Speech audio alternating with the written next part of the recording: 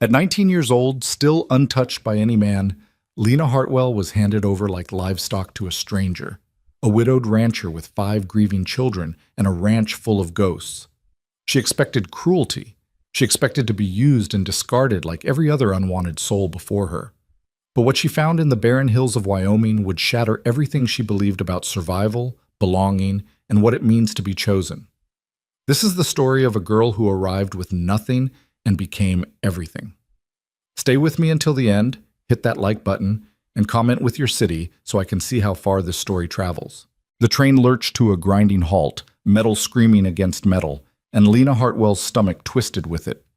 Through the smudged window, she saw nothing but dust, endless choking dust that rose from the Wyoming plains like the earth itself was trying to erase this place from existence. The platform, if it could even be called that, was little more than weathered planks laid across packed dirt. No station house, no shelter, just emptiness stretching in every direction beneath a sky so wide it felt like punishment. Lena pressed her palm against the glass, feeling the heat radiating through despite the autumn season.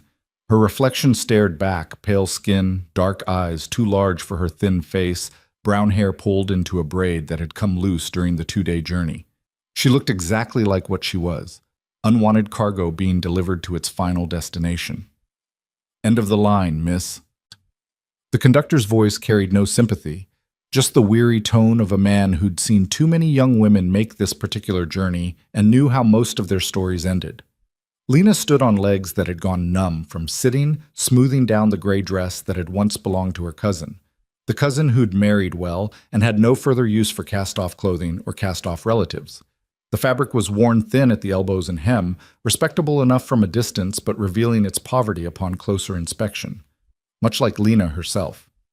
She reached for her carpet bag, the only possession she'd been allowed to take.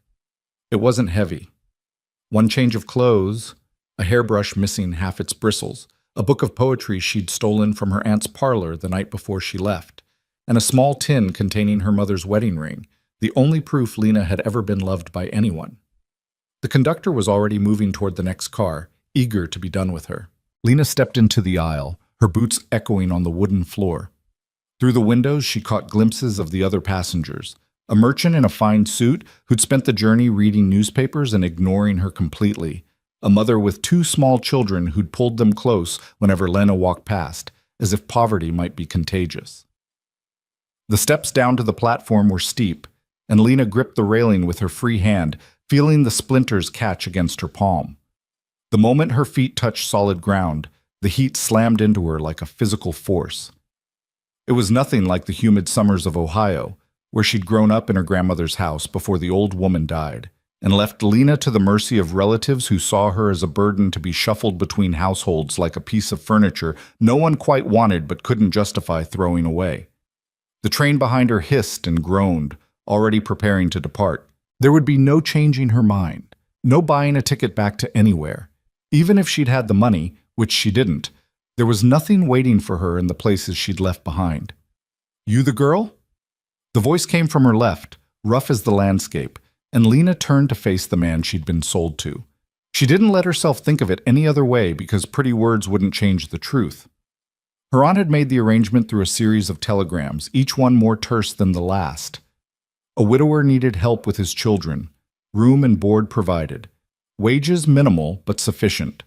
Her aunt had presented it as opportunity, but Lena had read between the lines. Here was a chance to be rid of an unwanted niece without the guilt of turning her out into the streets entirely. Jonah Pierce was not what she'd expected, though she'd be hard-pressed to say exactly what she had expected. He was tall. She had to tilt her head back to meet his eyes, with the kind of build that came from decades of physical labor. His face was weathered, carved by sun and wind into hard planes and deep lines. He might have been 40 or 50 or ageless in the way men became when the land had worked them over thoroughly. His hair, dark brown shot through with gray, needed cutting. His clothes were clean but worn, patched in places with stitches that showed care if not skill. But it was his eyes that caught her attention. Blue, like winter ice, and carrying an exhaustion so profound it seemed to radiate from him like heat from sun-baked stone. "Yes, sir." Lena's voice came out steadier than she felt. Lena Hartwell. He nodded once, a short jerk of his chin that might have been acknowledgement or dismissal. His gaze swept over her, taking in her slight frame, her worn dress, the carpet bag that held everything she owned. Whatever assessment he was making, his expression didn't change. Jonah Pierce. He gestured toward a wagon waiting in the shade of the platform's overhang, the only shade visible for miles. We've got a 2-hour drive ahead. Best get started before the heat gets worse. He didn't offer to take her bag, didn't offer his hand to help her, just turned and walked toward the wagon with long strides that she had to scramble to match. Lena clutched her carpet bag tighter and followed, her boots kicking up small clouds of dust with each step. The wagon was sturdy but old, its wood bleached gray by the sun. 2 horses stood hitched to it, their heads low, tails swishing lazily at flies. Jonah climbed up onto the driver's seat with practiced ease, gathering the reins in hands that were scarred and calloused. He still didn't look at her. Lena eyed the wagon's height, the gap between the ground and the seat that seemed suddenly insurmountable in her long skirts. Before she could figure out the logistics, Jonah spoke without turning his head. There's a step. Left side. She found it, a small wooden block nailed to the wagon's side, and used it to haul herself up. The seat was sun-warmed through her dress, and she had to shift to find a spot where a protruding nail wouldn't tear the fabric. She set her bag at her feet and folded her hands in her lap, fingers intertwined so tightly her knuckles went white. Behind them, the train whistle blew, a long, mournful sound that echoed across the empty land. Lena didn't turn to watch it leave. There was no point in looking back. Jonah clicked his tongue, and the horses lurched forward. The wagon wheels creaked, finding their rhythm, and the train station, such as it was, fell away behind them. Within minutes, it disappeared entirely, swallowed by the dust and distance. The silence between them stretched and settled like the dust coating everything. Lena had never been comfortable with silence, had learned early in her shuffled childhood that quiet meant people were thinking of ways to be rid of you, but she didn't know how to break it. What did one say to a man who'd purchased her services sight unseen? Thank you for the opportunity? I promise to work hard? The words all seemed equally absurd, so she said nothing, and Jonah seemed content with that. His eyes stayed fixed on the horizon, his hands steady on the reins. The only sounds were the creak of the wagon, the plodding rhythm of the horses' hooves, and the endless wind that swept across the plains like breath from some vast, invisible mouth. The land around them was unlike anything Lena had ever seen. In Ohio, there had been trees, thick forests, and carefully tended orchards. Fields, yes, but broken up by stone walls and wooden fences, by barns and houses never more than a mile apart. Here, there was nothing to break the monotony. Just grass, brown and brittle from the summer heat, rolling away in every direction. The horizon seemed impossibly distant, the sky impossibly large. It made Lena feel small in a way that had nothing to do with her circumstances and everything to do with the sheer scale of emptiness. Never been this far west before. It wasn't a question, but Lena answered anyway. No, sir. I grew up in Ohio, near Marietta. Jonah grunted, which might have meant anything or nothing. Another 5 minutes passed before he spoke again. Your people farming folk? My grandfather was a cobbler. My grandmother took in sewing. Lena hesitated, then added, They died when I was 12. I've been with relatives since then. And they sent you out here? Still not a question, but this time there was something in his tone, not quite judgment, but close to it. They had their own families to worry about. The words came out more defensive than Lena intended. She forced herself to soften her voice. I'm grateful for the opportunity, Mr. Pierce. Are you? It wasn't sarcastic exactly, but it wasn't quite believing either. Lena felt her cheeks heat and was grateful he wasn't looking at her. Your telegram said you needed help with your children. 5 of them. Jonah's jaw tightened, the only sign of emotion he'd shown since she'd arrived. Abigail's 11. Then Caleb, he's 9. Ruth 7. Micah just turned 5, and June... He paused, and when he spoke again, his voice had gone rough. June's barely 2. Lena did the math quickly in her head. The youngest child was 2, which meant, How long has your wife been gone? 15 months? The words came out clipped, final, and Lena understood she wasn't to ask more about that particular subject. 15 months. Barely more than a year, and he was already bringing in a replacement. The thought should have been bitter, but Lena found she couldn't muster the energy for bitterness. What did it matter? She was here, and there was no going back. What happened to the last girl? Lena heard herself ask, then immediately wished she could take the words back. Jonah's hands tightened on the reins. Lasted 3 weeks. Said the work was too hard, the isolation too much. Caught a ride back to town with a supply wagon and never came back. He cut his eyes toward her for the first time since they'd left the station.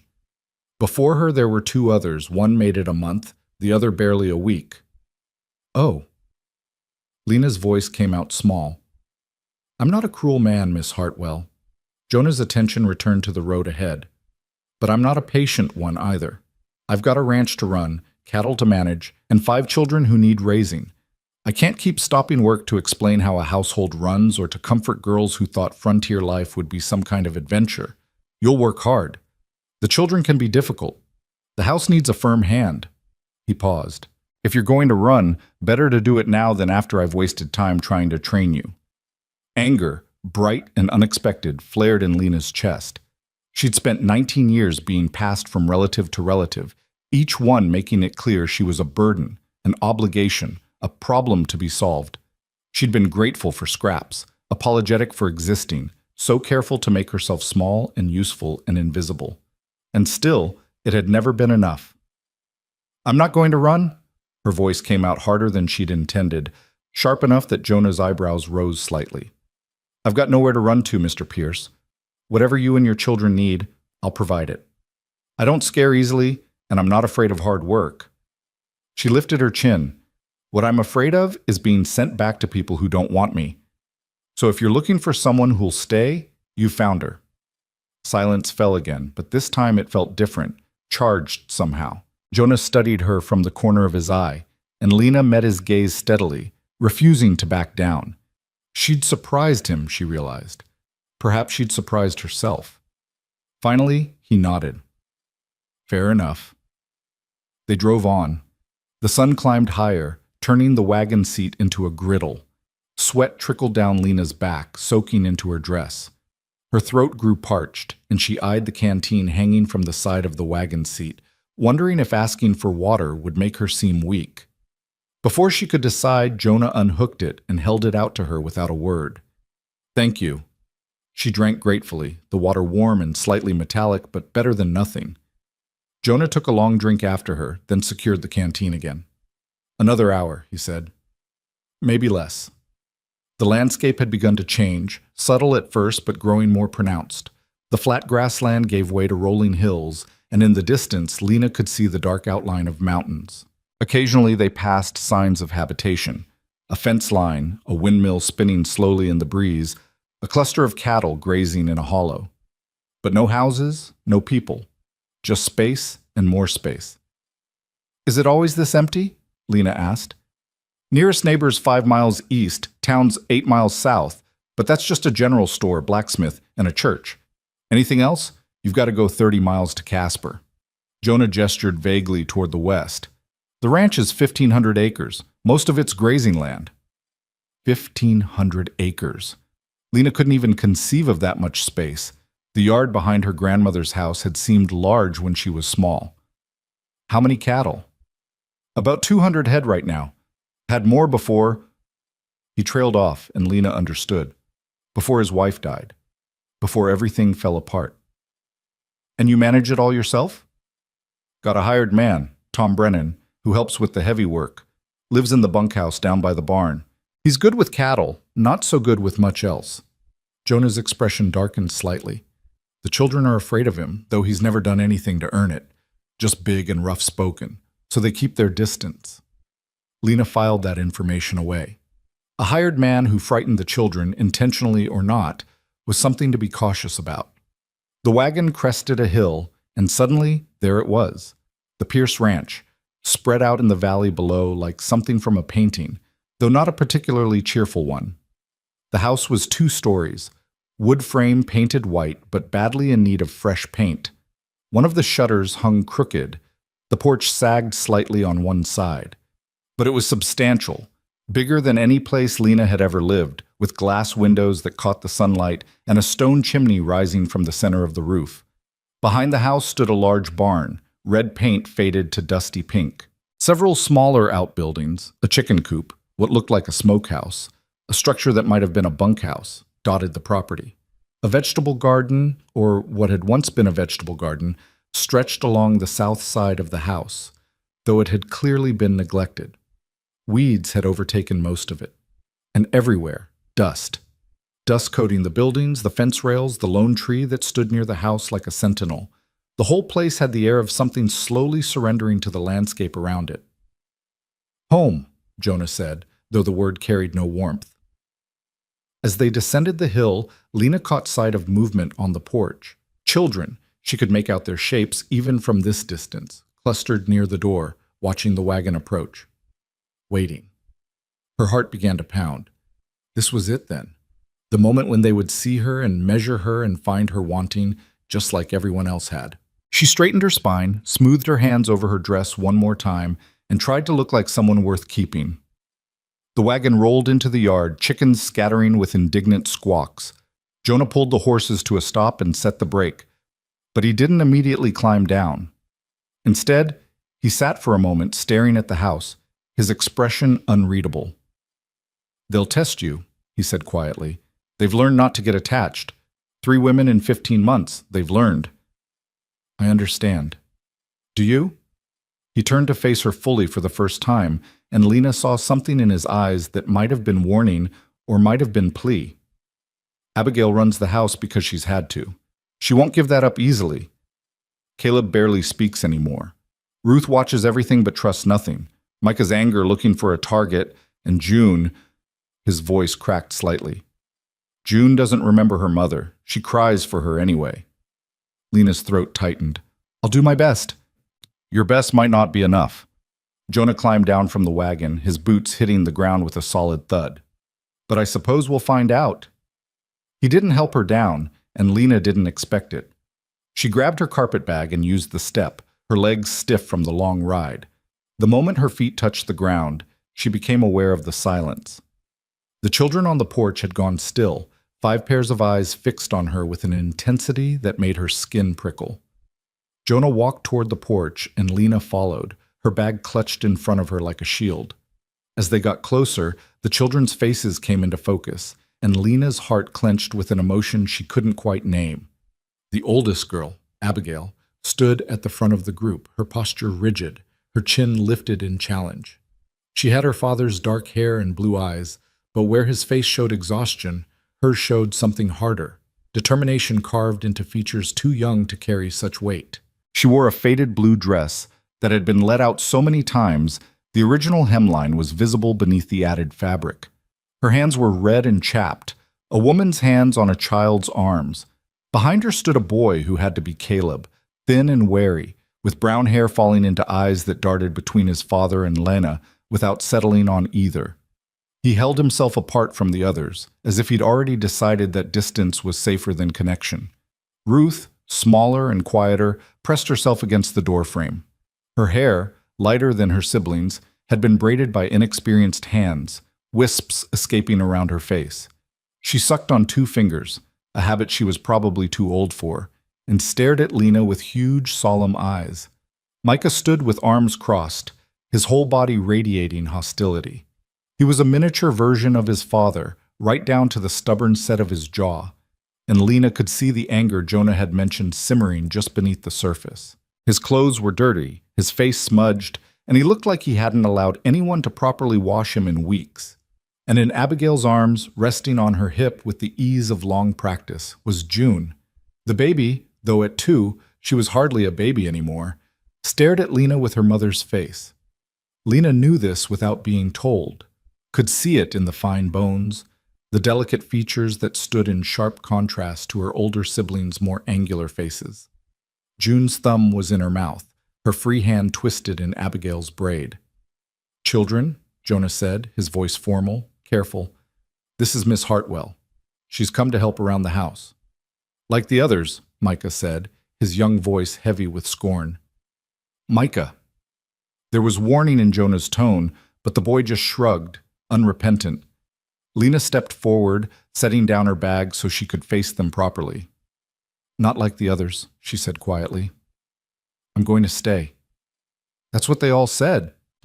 This from Abigail, her voice high and clear and absolutely certain. "You'll leave too, they always do."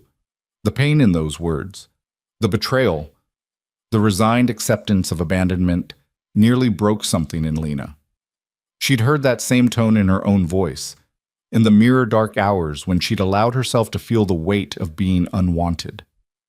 These children knew what she knew, that people left, that love was conditional, that you could never quite be good enough to make them stay. "You're right," Lena said, and saw surprise flicker across Abigail's face. "I'm a stranger, and you have no reason to trust me, but I'm going to tell you something true, and you can believe it or not as you choose." She met each child's eyes in turn, even Caleb's, even Ruth's. "I have nowhere else to go, no family who wants me, no home waiting for me somewhere else. This is my last chance. Do you understand? Your father hired me when no one else would have me. So I'm going to work harder than anyone you've ever seen, and I'm going to stay until you're sick of looking at me, and even then I'll stay. Because I've spent my whole life being the person nobody wanted, and I'm done with it." Silence. The wind rattled through the eaves of the house. A crow called from somewhere beyond the barn. Then June, surprising everyone, reached out from Abigail's arms. Her small hand stretched toward Lena, fingers opening and closing in the universal gesture of a child asking to be held. "June, no!" Abigail started, but Lena was already moving, her body responding before her mind could catch up. She took the little girl carefully, supporting her weight, and June came willingly, settling against Lena's shoulder with a sigh that spoke of desperate, bone-deep exhaustion. Her thumb went back in her mouth. Her eyes drifted closed. Lena looked up to find 4 children staring at her in shock, and one father whose expression had gone carefully blank. "She doesn't go to strangers," Abigail whispered. "She never, not since Mama." But June was already asleep, her small body relaxing completely, trusting in a way that should have been impossible.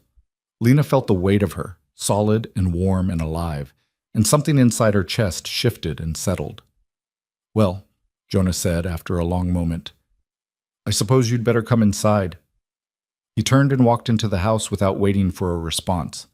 The children scattered like startled birds, Micah disappearing around the side of the house, Caleb slipping through the door after his father, Ruth retreating into shadows.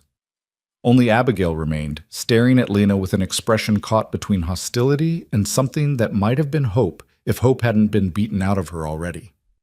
"If you hurt her," Abigail said, her voice low and fierce, "if you leave and break her heart like the others did, I'll never forgive you. Never." "I won't," Lena promised, and meant it with every fiber of her being. Abigail held her gaze for another long moment, then nodded once, sharp, decisive, and followed her father inside. Lena stood alone in the yard with a sleeping child in her arms, her carpet bag at her feet, and the Wyoming sun beating down on her head. The house waited, its door open like a mouth, ready to swallow her whole. She picked up her bag, adjusted June's weight against her shoulder, and walked forward into her new life. The interior of the house was dim after the brightness outside, and Lena paused just inside the door to let her eyes adjust. The front room served as a parlor with worn furniture arranged around a cold fireplace, a settee with faded upholstery, 2 wooden chairs, a rug that had once been colorful but was now beaten into submission by years of boots and weather. Everything was clean, or as clean as possible in a place where dust was a constant invader, but there was an air of neglect that went deeper than dirt. It was a house holding its breath, waiting to see if it would be allowed to live again or if it would slowly suffocate under the weight of grief. To the right, through an open doorway, Lena could see a dining table surrounded by mismatched chairs. Straight ahead, stairs rose to the second floor, the banister scarred by what looked like knife marks, a boy's idle carving probably. To the left, another doorway led to what had to be the kitchen. Jonah had disappeared somewhere, but Abigail stood in the dining room doorway, watching Lena with that same unsettling intensity. "June's room is upstairs," she said. "First door on the right. You can put her down for her nap." Lena nodded and moved toward the stairs, each step creaking under her weight. The second-floor hallway was narrow, with doors opening off both sides. She found the first door on the right and pushed it open carefully. The room was small but serviceable, with a narrow bed pushed against one wall and a crib against the other. Too small for June now, but clearly she hadn't transitioned fully to the bed yet. A wooden chest sat beneath the single window, and a rag rug covered the center of the floor. On the wall above the crib hung a sampler, cross-stitched in careful letters. "Bless this child, June Elizabeth Pierce, born March 14th, 1852. Lena's throat tightened. March 14th. Less than a month before June's mother died, if Jonah's timeline was correct. This woman had stitched this blessing for her daughter while pregnant, or perhaps in those first exhausting weeks of new motherhood, never knowing she had only weeks left with her baby girl. Carefully, Lena laid June in the bed, pulling a thin quilt over her. The child stirred slightly but didn't wake, her thumb still firmly in her mouth. In sleep, she looked even younger, heartbreakingly vulnerable. Lena stood for a moment, watching her breathe, then forced herself to turn away. There would be time for tenderness later, or there wouldn't be. Either way, she had work to do. Abigail was waiting at the bottom of the stairs, her expression unreadable. "I'll show you the rest of the house," she said, not quite offering, not quite ordering. "Thank you." The tour was brief and efficient. Kitchen, large but poorly organized, with dishes stacked haphazardly and a cast-iron stove that had seen better days. Pantry, half empty, supplies clearly running low. Back room for washing, with a pump that Abigail demonstrated grudgingly, and a large copper tub hanging on the wall. The necessary was outside behind the house. Upstairs, 4 bedrooms besides June's, Jonah's, at the far end of the hall, door closed, and Abigail didn't offer to open it. Abigail and Ruth shared one room, Caleb and Micah shared another. And the last room, smallest of all, would be Lena's. It held a narrow bed, a washstand with a chipped basin, and a single hook on the wall for hanging clothes. That was all. But it was more than Lena had had in years. A room of her own, a door that closed, a space where she could simply exist without justifying her presence. "It's perfect," Lena said, and saw Abigail's eyebrows rise in disbelief. "The last girl said it was a closet." The last girl was foolish then. Something flickered in Abigail's expression. Not quite a smile, but close. She was. Cried the first night and wouldn't stop. Father finally paid Tom to drive her back to town just to get some peace. They stood in the hallway, an 11-year-old girl and a 19-year-old woman, measuring each other. "What do you need me to do?" Lena asked. Abigail blinked. "What?" "Right now, today, what needs doing most?" Abigail's certainty wavered. "Dinner. We need dinner. I was going to make beans and cornbread, but we're low on cornmeal, so maybe just beans, or—" "Show me what we have," Lena interrupted gently. "We'll figure it out together." "Together? Unless you'd rather I stumble around your kitchen making a mess of things while you watch." Lena raised an eyebrow. "I'm a decent cook, but I don't know where anything is or how your stove heats.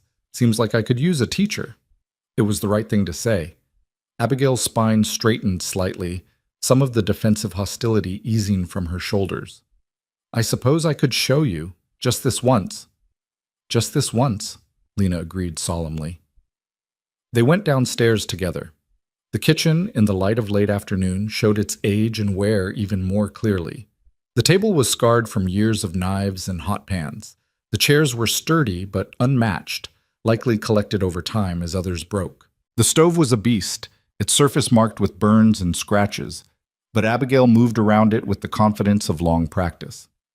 "We've got beans, pintos. I soaked them last night. Salt pork in the cold cellar, but not much. Flour, but like I said, the cornmeal's nearly gone. Some onions, a few potatoes that are starting to sprout, but they're still good." Abigail rattled off the inventory without looking, her hands already pulling out what they needed. "There's a chicken we could kill, but Father likes to wait until we've got company or a Sunday."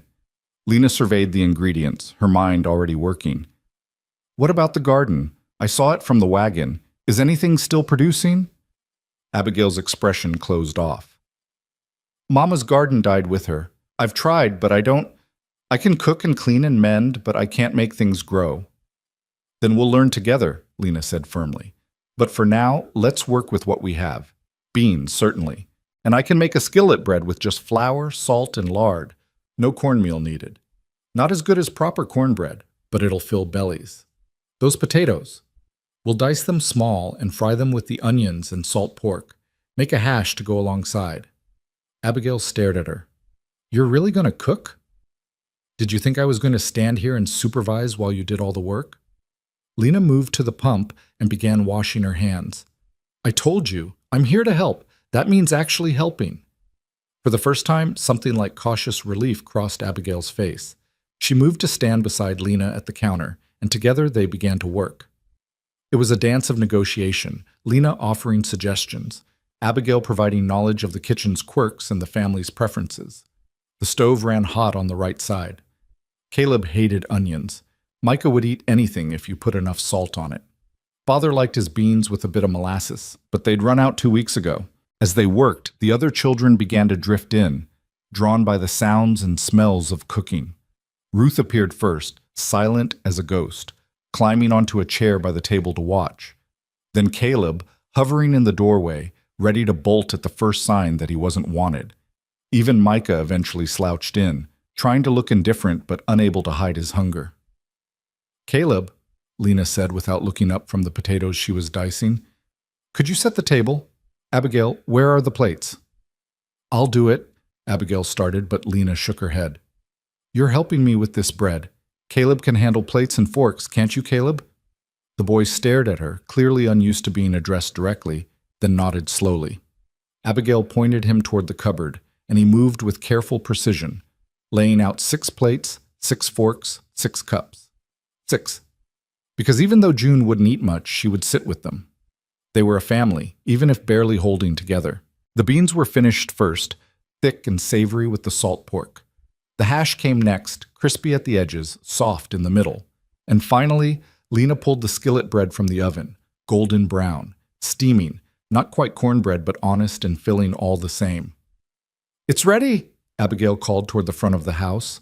Heavy footsteps sounded, and Jonah appeared, his hands freshly washed, but his shirt still dusty from whatever work he'd been doing. He paused in the doorway, taking in the scene, the laden table, the children already seated. Lena with a dish towel over her shoulder, looking more settled than any of the others had after their first day. Smells good, he said, and though his tone was neutral, it was also the first positive thing he'd said since collecting Lena from the train.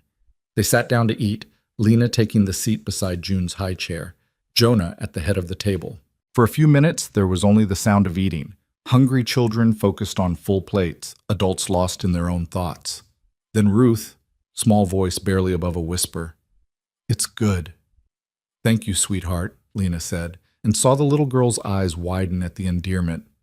"Don't call her that." Micah's fork clattered against his plate. "You're not our mother." "Micah," Jonah warned. "Well, she's not."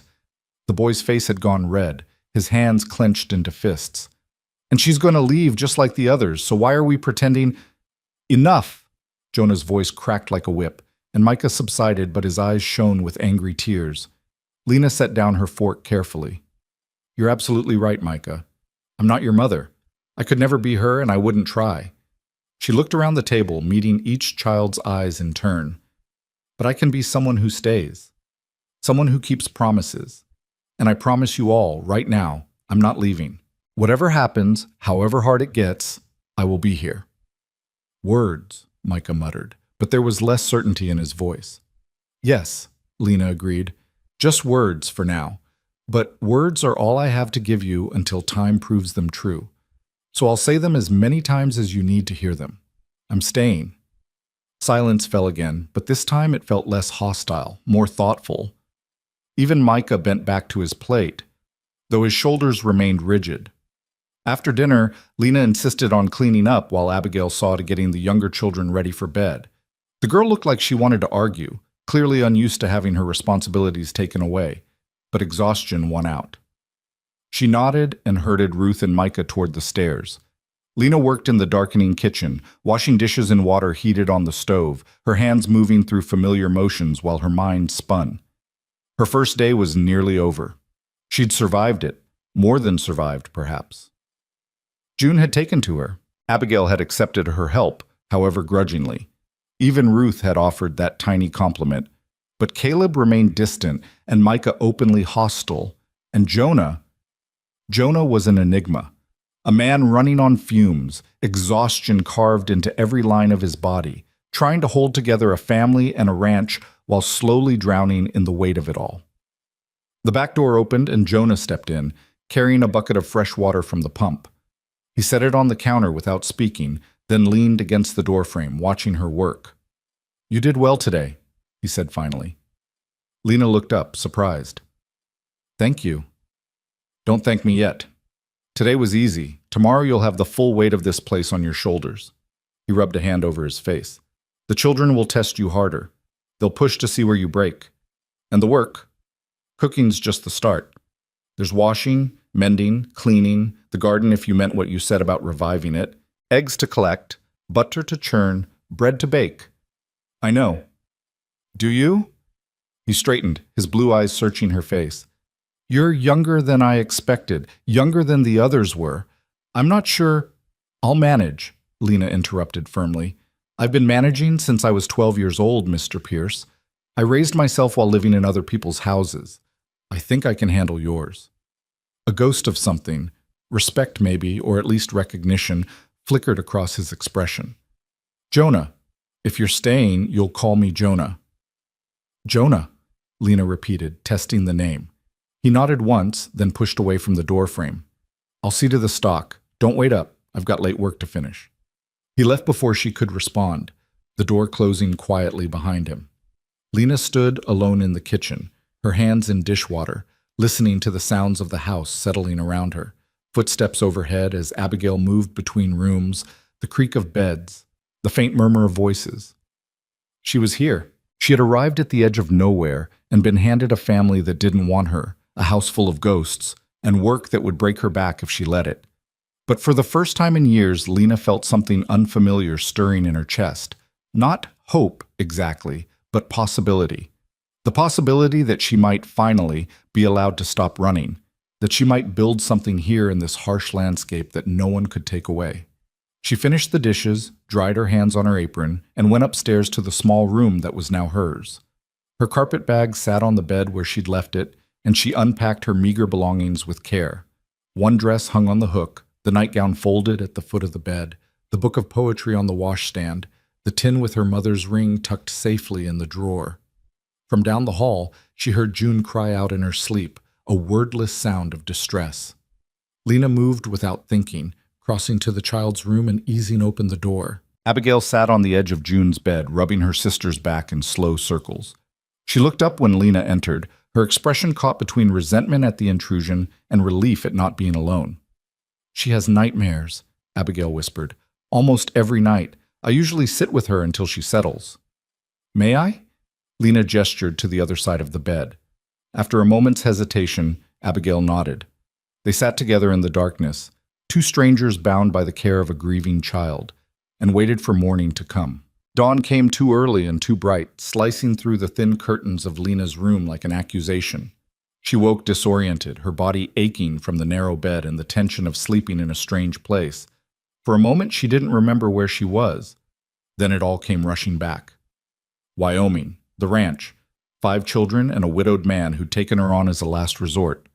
She dressed quickly in the dim light, braiding her hair with practiced efficiency and splashing cold water on her face from the basin.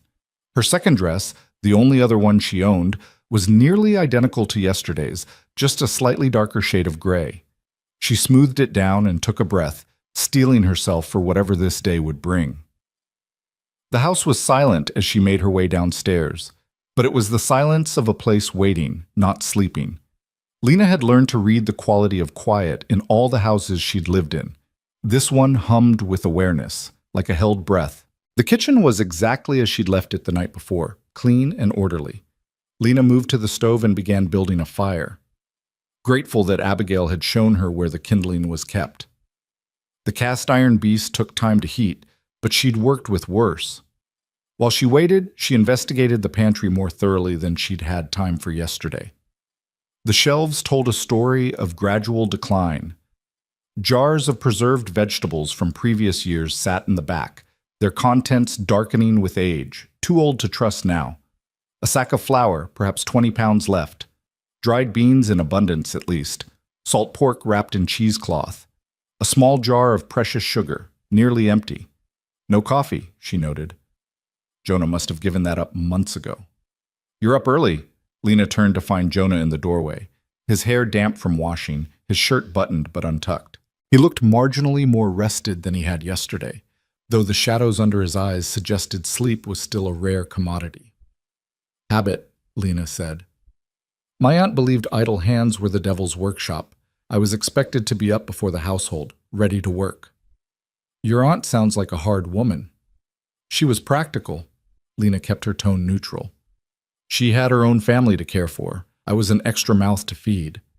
Jonah moved to the water bucket and dipped himself a cup, drinking it down in one long swallow. What's for breakfast? I was thinking biscuits, if we can spare the lard. Maybe gravy from the salt pork drippings. There are eggs? Chickens should have laid by now. Abigail usually collects them, but I'll get them, Lena interrupted. Where's the basket? He pointed to a hook by the back door where a woven basket hung. Coop's behind the house. Watch for the rooster. He's mean. Lena took the basket and stepped out into the morning. The air was already warm, promising another scorching day, but for now it was almost pleasant. The sky stretched overhead, that same impossible blue she'd seen yesterday, and the land rolled away in every direction, brown and endless. The chicken coop was smaller than she'd expected, housing perhaps a dozen hens and one large, aggressive-looking rooster who eyed her with clear suspicion. Lena had collected eggs before. Her grandmother had kept chickens, so she knew the trick was to move confidently, not giving the birds time to mount a defense. She gathered 7 eggs, warm and brown, before the rooster made his move. He came at her in a flurry of feathers and indignation, and Lena did what her grandmother had taught her. She kicked her skirt at him and stood her ground. The rooster retreated, affronted, and Lena made her escape with her eggs intact. Back in the kitchen, Jonah watched her return with something that might have been amusement. You've done that before. My grandmother believed everyone should know how to work. Lena set the basket on the counter and began checking each egg for cracks. She wasn't sentimental about it, but she was thorough. She raised you? Until I was 12, then she died, and I became everyone else's problem. Lena cracked eggs into a bowl, her hands steady. May I ask you something? Jonah's expression became guarded. Depends on what it is. The children's mother, what was her name? Silence stretched between them, so long that Lena thought he wouldn't answer. Then quietly, Sarah. Sarah Pierce, born Sarah Whitmore. She was 28 when she died. How did it happen? Childbed fever. His voice had gone flat, emotionless, in the way of people protecting themselves from feeling too much. June was born healthy, but Sarah started burning up 2 days later. The fever took her within a week. There wasn't anything to be done. No doctor within 30 miles, and even if there had been... He trailed off, staring at nothing. I'm sorry, Lena said softly. Don't be sorry, just don't ask me about her again. He set his cup down harder than necessary. I've got work to do. Breakfast in an hour? Yes. He left without another word, and Lena heard the front door close, then his footsteps crossing the yard toward the barn. She stood alone in the kitchen, holding a bowl of beaten eggs, feeling the weight of the name she'd been given. Sarah. The children's mother had been Sarah, and now Lena was here, trying to fill a space that could never really be filled. She pushed the thought aside and focused on what she could control, making breakfast. The biscuits came together quickly, her hands remembering the proportions, even though it had been months since she'd baked. While they cooked, she made gravy, stretching the salt pork drippings with flour and milk, seasoning it until it tasted like something worth eating. The children appeared one by one, drawn by the smell of food. Abigail first, with June on her hip and Ruth trailing behind like a shadow. Then Caleb, silent and watchful. Micah came last, his hair uncombed, his attitude already defensive. Sit down, Lena said, not looking up from the stove. Breakfast is almost ready. They sat without argument, which Lena took as progress. She served them each a plate. 2 biscuits, gravy, a portion of the scrambled eggs, and watched as they fell on the food with the single-minded intensity of children who'd learned not to take meals for granted. "It's good," Ruth whispered again, and this time Micah didn't contradict her. After breakfast, Abigail lingered while the other children scattered. She stood by the table, her hands twisted in her apron, clearly wanting to say something but not sure how to start. "What is it?" Lena asked gently. "I usually do the washing on Fridays," Abigail said in a rush. "And the mending whenever there's time, which there never is. And the house needs sweeping, and the pantry should be organized, and the vegetable garden is completely overgrown. And I don't know how to, I can't." She stopped, frustrated tears welling in her eyes. Lena set down the dish she'd been washing and turned to face the girl fully. "Abigail, how long have you been running this household?" "Since Mama died, almost from the first day." Abigail's voice shook. "Miss Caroline, the first woman Father hired. She was supposed to help, but she spent most of her time complaining and crying. So I did what needed doing. Then she left, and Miss Mary came, and she tried harder, but everything frightened her. Then Miss Patricia, who barely lasted a week before she said she couldn't bear it anymore. And through all of that, you kept this house running." "I had to. Father was drowning in the ranch work, and the children needed someone, and I'm the oldest, so you became the mother," Lena finished softly. "At 11 years old, you took on a full-grown woman's work." Abigail nodded, the tears spilling over now. "But I can't do it anymore. I'm so tired, Miss Hartwell. I'm so tired, and I don't know how to ask for help because every time I start to depend on someone, they leave." Lena crossed the kitchen in 3 steps and pulled the girl into her arms. Abigail resisted for a moment, her body stiff with the habit of self-reliance, then collapsed against Lena's shoulder and wept. Great gasping sobs that spoke of months of held-back grief and fear and exhaustion. Lena held her and said nothing because there was nothing to say that would make it better. She just held on while Abigail cried herself empty. When the storm finally passed, Abigail pulled back, wiping her face with her apron. "I'm sorry. I didn't mean to. Don't apologize. You've earned those tears 100 times over." Lena brushed a strand of hair from Abigail's face. "Now listen to me. From this moment on, you are not the woman of this house. You're a child, and you're going to be allowed to be a child. Do you understand? But someone has to—" "I will handle the household," Lena said firmly. "Cooking, cleaning, mending, all of it. You will help me, yes, because children should learn these skills and because I'll need your knowledge of how things work here. But the responsibility isn't yours anymore. It's mine." Abigail stared at her. "You mean it?" "I do. In fact, I'm going to need you to teach me something this morning." "Teach you what?"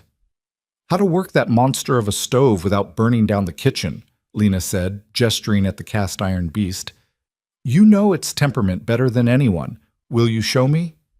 Something shifted in Abigail's expression, the tiniest easing of the burden she'd carried for so long. "The right side runs hotter than the left," she began, moving toward the stove. "And the oven door doesn't seal properly on the bottom, so you have to rotate whatever you're baking halfway through." They spent the next hour going through the kitchen together, Abigail explaining every quirk and system she'd developed, Lena listening and learning and asking questions that made it clear she valued the girl's expertise. By the time they finished, Abigail was standing straighter, her voice steadier. "What about the garden?" Abigail asked. "You said yesterday we'd learn together, but I've killed everything I've tried to grow. I don't think—" "Then we'll start small," Lena interrupted. "Not a whole garden at first, just one bed, cleared and replanted. Something manageable. And we'll do it together, so if it fails for both of us." "When?" "This afternoon, if it's not too hot. But first I need you to show me where your mother kept her household notes." Abigail's eyes widened. "How did you know about those?" "Because I saw how organized things were despite the chaos," Lena said. "Someone taught you well, which means someone wrote things down." "Where did she keep them?" Abigail led her upstairs to the master bedroom, Jonah's room. The door was closed, and Abigail hesitated before opening it, as if crossing a threshold that had been forbidden. The room was sparse and painfully neat. A large bed, carefully made, a wardrobe, a dresser with a small mirror, and on the dresser, a wooden box carved with flowers. "Mama kept everything in there," Abigail whispered. "Recipes, household schedules, notes about the children. Father hasn't touched it since she died. I didn't think I was allowed to look. May I? Abigail nodded, and Lena crossed to the dresser. She opened the box with reverent hands and found exactly what she'd hoped for: a woman's careful record of her life, recipes written in neat script, a household schedule broken down by day and season, notes about each child's preferences, fears, habits, a ledger recording household expenses, and tucked in the bottom, letters, correspondence between Sarah and her mother, her sisters, friends from back east. Lena closed the box carefully and turned to find Abigail watching her with something like desperation. "What are you going to do with them?" the girl asked. "I'm going to read them," Lena said honestly. "I'm going to learn from them. Your mother understood this house and these children in ways I never could, not having been here. If I'm going to help this family, I need to understand what she knew." She paused. "Would that be all right with you?" Abigail's throat worked as she swallowed hard. The other women, they never asked about Mama. They tried to pretend she'd never existed. Then the other women were fools. Lena picked up the box. "Your mother built something here, Abigail. I'm not going to pretend it never happened. I'm going to honor it by learning from it." The girl's face crumpled again, but this time she mastered herself, blinking back the tears. "Thank you," she managed. They went back downstairs together, and Lena set the box on the kitchen table. For the rest of the morning, while Abigail minded the younger children, Lena read Sarah Pierce's notes and began to understand the woman whose shadow still filled this house. Sarah had been methodical, practical, and deeply attentive to her children's needs. She'd kept detailed records of Caleb's nightmares and the songs that calmed him. She'd noted that Ruth needed extra reassurance before bedtime. She'd written that Micah's anger was really fear, and patience would win him over eventually. For June, born when Sarah must have already been feeling unwell, there were tender observations about her sweet temperament and the way she loved being sung to. There were recipes too, not just for food, but for household cleaners, poultices for minor injuries, remedies for common ailments. Sarah had been the family's healer as well as its heart. And in the letters, Lena found a woman who'd been lonely but determined, who'd struggled with the isolation of ranch life but had chosen to stay because she loved her family more than she hated the emptiness. A woman not so different from Lena herself. "What are you reading?" Lena looked up to find Caleb in the doorway, his expression guarded but curious. It was the first time he'd approached her voluntarily. "Your mother's notes," Lena said honestly. "She wrote down recipes and household schedules. I'm trying to learn how she did things." Caleb moved closer, his eyes fixed on the open box. "May I see?" Lena turned the box toward him. "Of course." He reached in with careful hands and pulled out a folded piece of paper. When he opened it, Lena saw it was a drawing, childish but recognizable as a family portrait. 5 figures in a row, with Caleb, age 7, written at the bottom in Sarah's handwriting. "She kept it," Caleb whispered. "I drew this for her birthday, and she kept it." "She kept everything that mattered," Lena said gently. "Look, there are drawings from all of you in here, and letters you wrote when you were learning to spell. She treasured these things." Caleb's fingers trembled as he sifted through the contents of the box. When he finally looked up, his eyes were bright with unshed tears. "Do you think she knew? That she was going to die?" The question hung in the air between them, and Lena understood she was being tested. If she lied or softened the truth, she'd lose him. "I don't know," she said honestly, "but I think she hoped. I think she hoped she'd have years and years with all of you. That's what these notes tell me. They're the notes of a woman planning for a future she expected to live in." "Then it's not fair," Caleb said fiercely. "She did everything right, and she still died, and it's not fair." "No," Lena agreed. "It's not fair at all." They sat together in silence, a boy grieving his mother and a woman who'd never known her own, connected by the contents of a wooden box, and the understanding that fairness was a luxury neither of them had been granted. "Will you read to us?" Caleb asked suddenly. "At night, before bed, Mama used to read to us. Abigail tries sometimes, but she's too tired and her voice gets all rough. Would you read to us?" Lena's throat tightened. "I'd be honored. What did your mother read?" "Bible stories, mostly, and sometimes poetry, though Micah said it was boring." Caleb almost smiled. Do you know any poetry? Some. Lena thought of the slim volume upstairs in her room, the one she'd stolen from her aunt. I could read from my book tonight if you'd like. I'd like that. Caleb carefully returned his drawing to the box. Miss Hartwell, are you really going to stay? Yes, Caleb, I really am.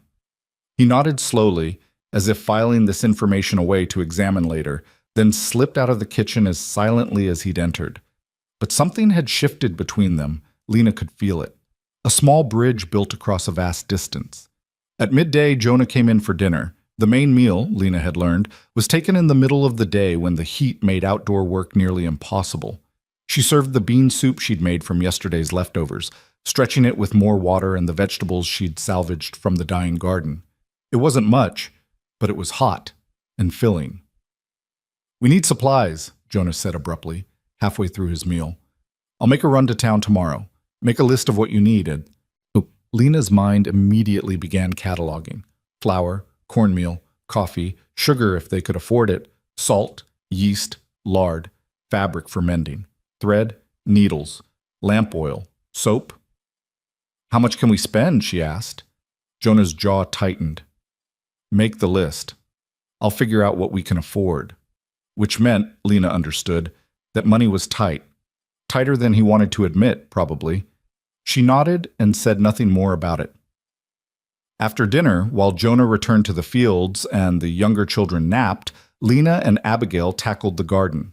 Or rather, they tackled one small section of it, a plot perhaps 6 feet square near the kitchen door, where herbs and quick-growing vegetables might once have thrived. The work was backbreaking. The weeds had grown thick and deep-rooted, and the earth beneath was hard-packed from weeks of neglect.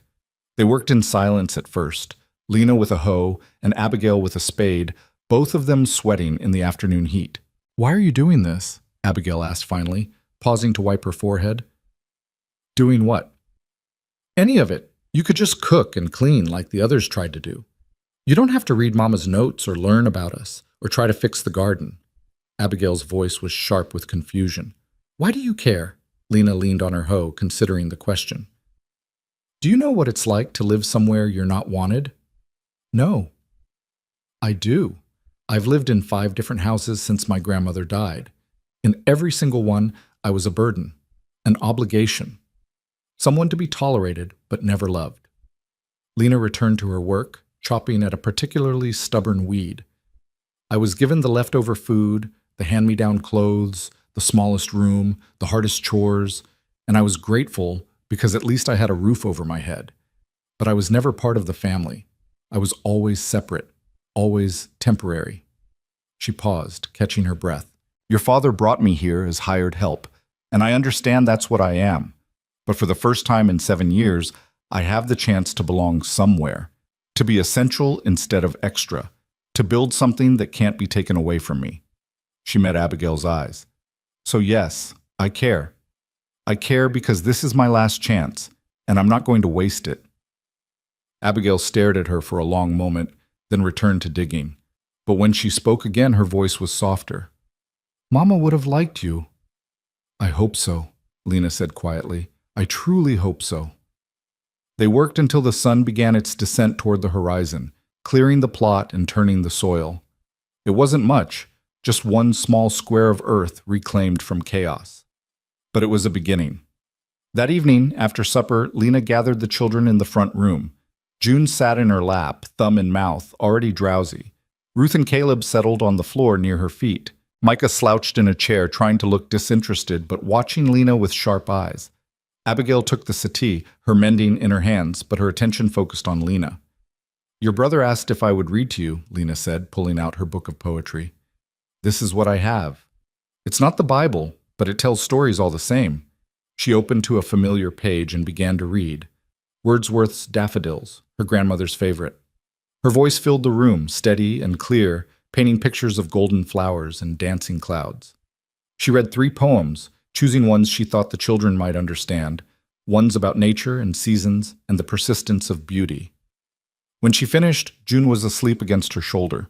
Ruth had moved closer, her small hand resting on Lena's knee. Even Micah had stopped pretending not to listen. More tomorrow? Caleb asked. Every night, Lena promised. If you want.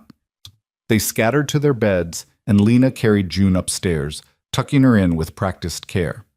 Abigail appeared in the doorway as Lena was smoothing the quilt.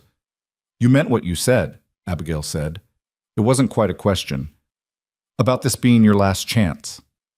Every word. Then we're the same. Abigail's voice was barely above a whisper. Because if you leave, I don't know if I can keep doing this. I'm running on empty, Miss Hartwell. If you go, I think I'll break. Lena crossed to the girl and took her hands. Then it's a good thing I'm staying, isn't it? For the first time, Abigail's smile reached her eyes.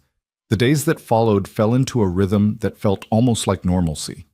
Lena woke before dawn and started the fire. She made breakfast while Jonah tended the stock. She fed the children, cleaned the kitchen, and then tackled whatever task the household demanded. Washing on Monday, mending on Tuesday, baking on Wednesday. The children orbited around her, gradually drawing closer. Ruth began following Lena everywhere, a small shadow who rarely spoke but was always present. Caleb started lingering in the kitchen, asking questions about the poetry she read and eventually about other things. What Ohio was like, whether she'd ever seen the ocean, did she know any songs? Even Micah began to thaw, though he fought it every step of the way. He tested her constantly, deliberately making messes to see if she'd scold him, refusing to wash before meals, talking back with casual cruelty. Lena met each challenge with patience that came from understanding. She'd been an angry child too once. She knew that anger was just fear wearing armor. On the fourth day, Jonah made his supply run to town. He left before dawn and returned as the sun was setting, his wagon loaded with provisions. He'd bought everything on Lena's list and more. Fabric for new dresses for the girls, a peppermint stick for each child, even coffee, which he'd said they couldn't afford. You've earned it, was all he said when Lena protested. That night, after the children were asleep, Lena found him on the porch, staring out at the dark land. She brought him coffee, brewed strong the way Sarah's notes said he liked it. Thank you, he said, accepting the cup. For the supplies. For everything. You're paying me. Barely. Jonah's laugh was bitter. Room and board and $5 a month. It's an insult, and we both know it. It's more than I had before, Lena said honestly. She sat down on the porch steps, leaving space between them. May I ask you something? He tensed. If it's about Sarah, it's not. It's about the ranch. Lena wrapped her arms around her knees. You're struggling. Even I can see that. Why? Jonah was silent for so long she thought he wouldn't answer. Then, lost half my herd last winter. Brutal cold snap caught us unprepared, and we didn't have enough fodder stored. Then Sarah died, and I couldn't focus on anything for months. By the time I pulled myself together enough to function, the ranch was already hemorrhaging money. He took a long drink of coffee. I'm one bad season away from losing everything. What would help? Time? Focus. A full crew instead of just me and Tom trying to do the work of 5 men. But I can't afford to hire anyone else, not with 5 children to feed, and... He stopped abruptly. And me, Lena finished. You can't afford me either. I need you more than I need hired hands, Jonah said roughly. The children? They're coming back to life. I see it. Ruth smiles now. Caleb talks. Even Micah is less volatile. That's worth more than cattle. Lena's chest tightened. I could help with the ranch work. I'm not strong, but I can learn. Absolutely not. Why not? I'm already up before dawn. I could... No. Jonah's voice was hard. I won't have you working yourself to death the way Sarah did. She tried to do everything. The house, the children, help with the ranch. And it killed her. The fever took her, yes, but she was already exhausted, already worn down. I won't watch that happen again. They sat in charged silence, the night sounds of the prairie filling the space between words. I'm not Sarah, Lena said finally. I know that. Jonah's voice had softened. But you're the only reason this household is still functioning, and I won't risk that for the sake of a few more cattle. Lena understood this was as close to praise as she was likely to get from him. She finished her coffee and stood. I should sleep. Morning comes early. Lena. She turned back, surprised he'd used her given name.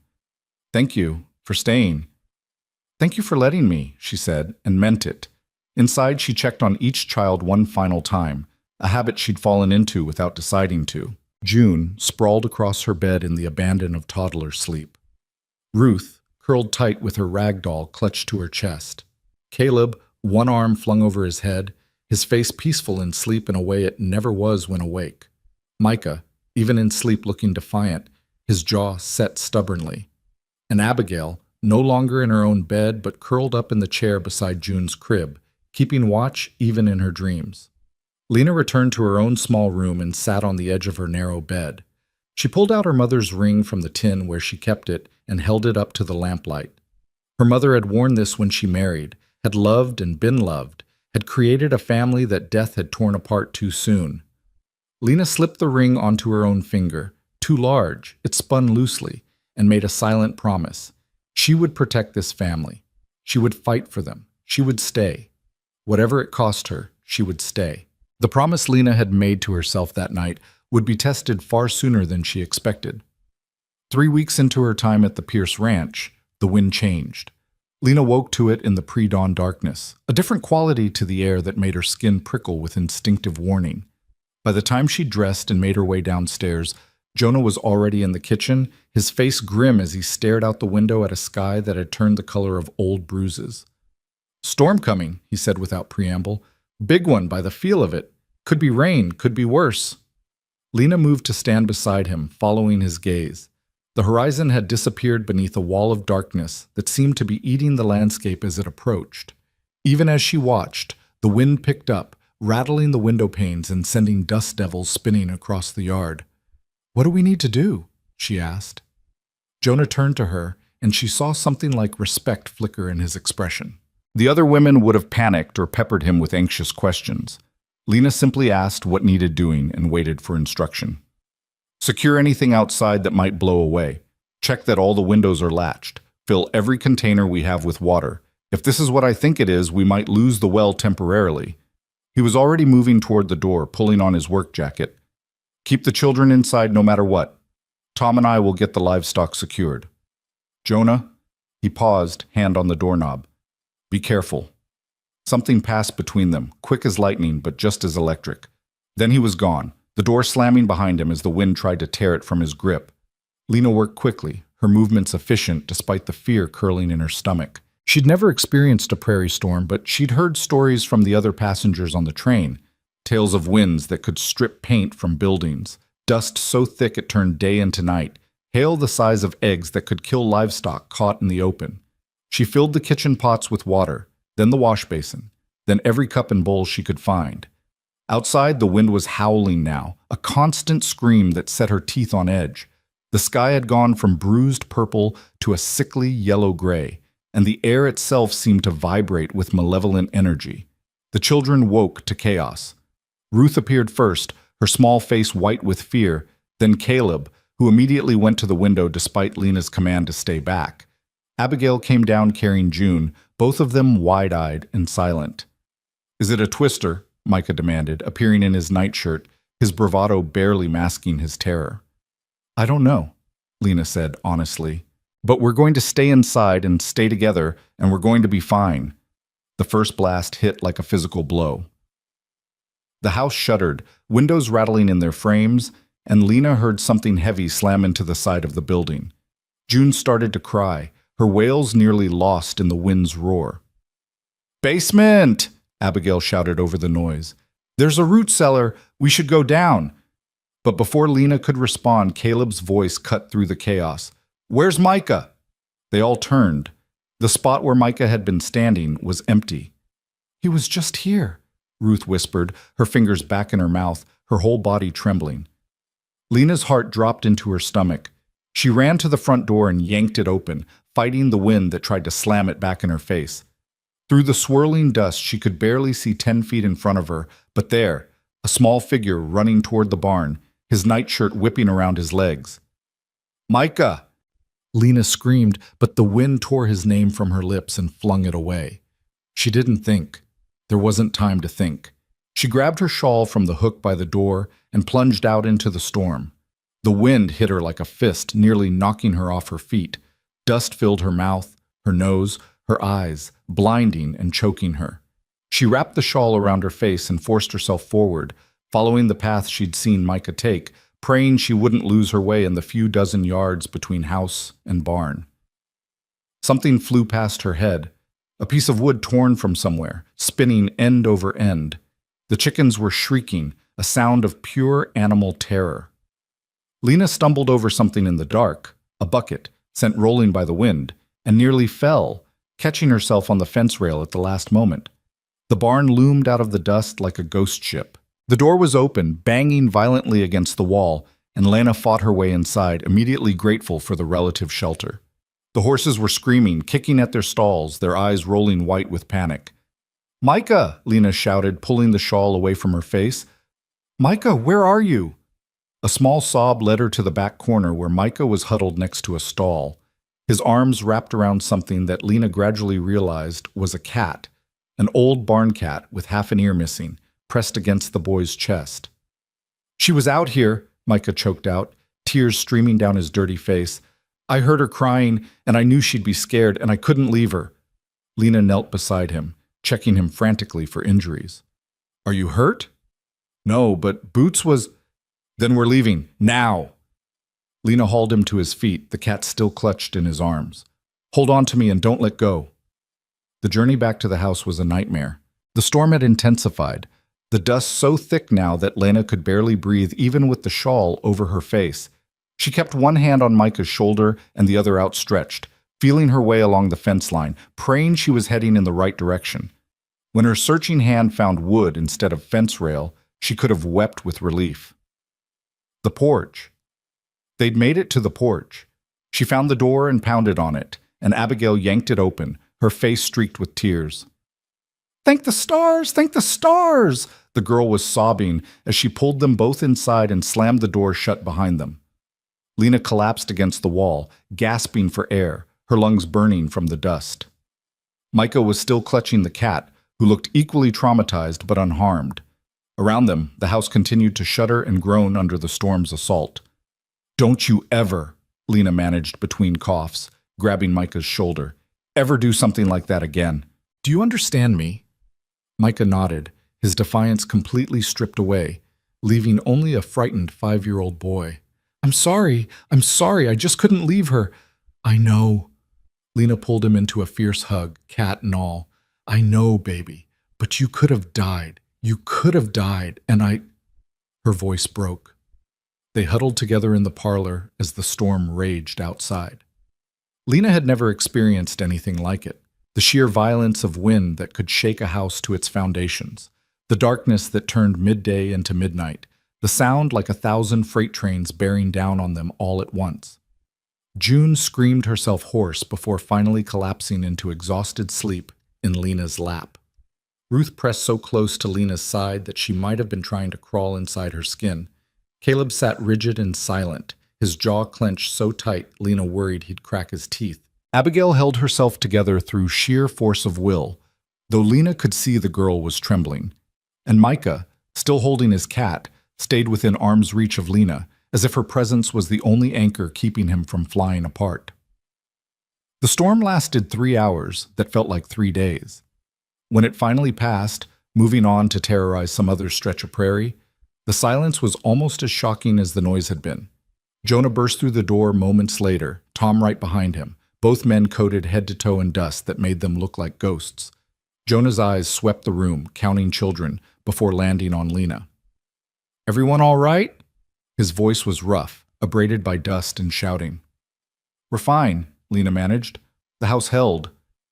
"Barely." Tom moved to the window, assessing the damage. "Lost part of the barn roof. Chicken coops destroyed. Haven't checked the cattle yet, but later." Jonah crossed to where Lena sat surrounded by children and dropped into a crouch in front of her. Up close, she could see the fear that had been driving him, stark in his eyes. "I saw you go out. Saw you run into that storm." His hands were shaking as he reached out to brush dust from her hair. "What were you thinking?" "Micah went after his cat. I went after Micah." Lena met his gaze steadily. "What would you have had me do? Leave him?" "Yes," Jonah said harshly. "Better one child lost than you both dead." No. Lena's voice was quiet but absolute. I told these children I would stay. That means I stay through everything, including storms, including danger. I won't abandon them. Not for anything. Something shifted in Jonah's expression, something profound and irreversible. He stared at her as if seeing her clearly for the first time, and what he saw made his breath catch. You could have died, he said again, but this time it wasn't anger in his voice. It was something else entirely. But I didn't. Lena managed a shaky smile. We're all here, we're all safe. The children, as if released from a spell, suddenly mobbed Lena and Jonah both, talking over each other in a rush of relief and reaction. June woke up and started crying again, and Boots the cat finally struggled free of Micah's grip and disappeared under the settee to recover from her ordeal. It took another hour to calm everyone down, to clean off the worst of the dust, to begin assessing the damage. The house had survived largely intact, though 2 windows were cracked and would need replacing. The barn had lost a section of roof as Tom had reported, but the structure was sound. The chicken coop was a total loss, scattered across half an acre, dead chickens lying like broken toys in the mud. The cattle, miraculously, had weathered the storm with only minor injuries. Jonah and Tom spent the rest of the day checking fence lines and rounding up strays, while Lena put the house back in order and tried to keep the children occupied and calm. That night, exhausted to the bone, Lena made a simple supper of bread and cheese. She didn't have the energy for anything more elaborate. The children ate without complaint, too drained themselves to care what they were eating. After the meal, Micah approached Lena where she stood at the kitchen window, watching the sun set over the storm-ravaged landscape. Miss Hartwell? His voice was small, stripped of all its usual bravado. Why did you come after me? Lena turned to face him, seeing the real question beneath the words. Why would anyone risk themselves for him? Why was he worth saving? She knelt down so they were eye to eye. Because you matter, Micah. Because you're precious and important, and the thought of losing you was unbearable. Because I meant what I said. I'm staying, and that means all of you, even when you're difficult, even when you run into storms. Micah's face crumpled, and he threw his arms around her neck, holding on with desperate strength. I'm sorry, he sobbed into her shoulder. I'm sorry I've been mean to you. I'm sorry I said you'd leave. I'm sorry. Shh. Lena held him close, rocking slightly. It's all right, sweetheart. It's all right. You're forgiven. She looked up to find Jonah in the doorway, watching them. The expression on his face made her breath catch. It was raw and unguarded, full of emotions he usually kept locked away behind exhaustion and grief. Later, after the children were in bed, Lena discovered she couldn't sleep. Her body ached from the day's exertions, her lungs still felt gritty from the dust, but her mind wouldn't quiet. She kept reliving those terrifying moments in the storm, feeling the wind trying to tear her away, seeing Micah's small figure disappearing into the darkness. She wrapped a blanket around her shoulders and made her way downstairs, thinking to make some tea. But the kitchen was already occupied. Jonah sat at the table, a bottle of whiskey in front of him and a half-empty glass in his hand. Can't sleep either? Lena asked quietly. He looked up, startled, then gestured to the chair across from him. Join me? Lena sat, pulling the blanket tighter around herself.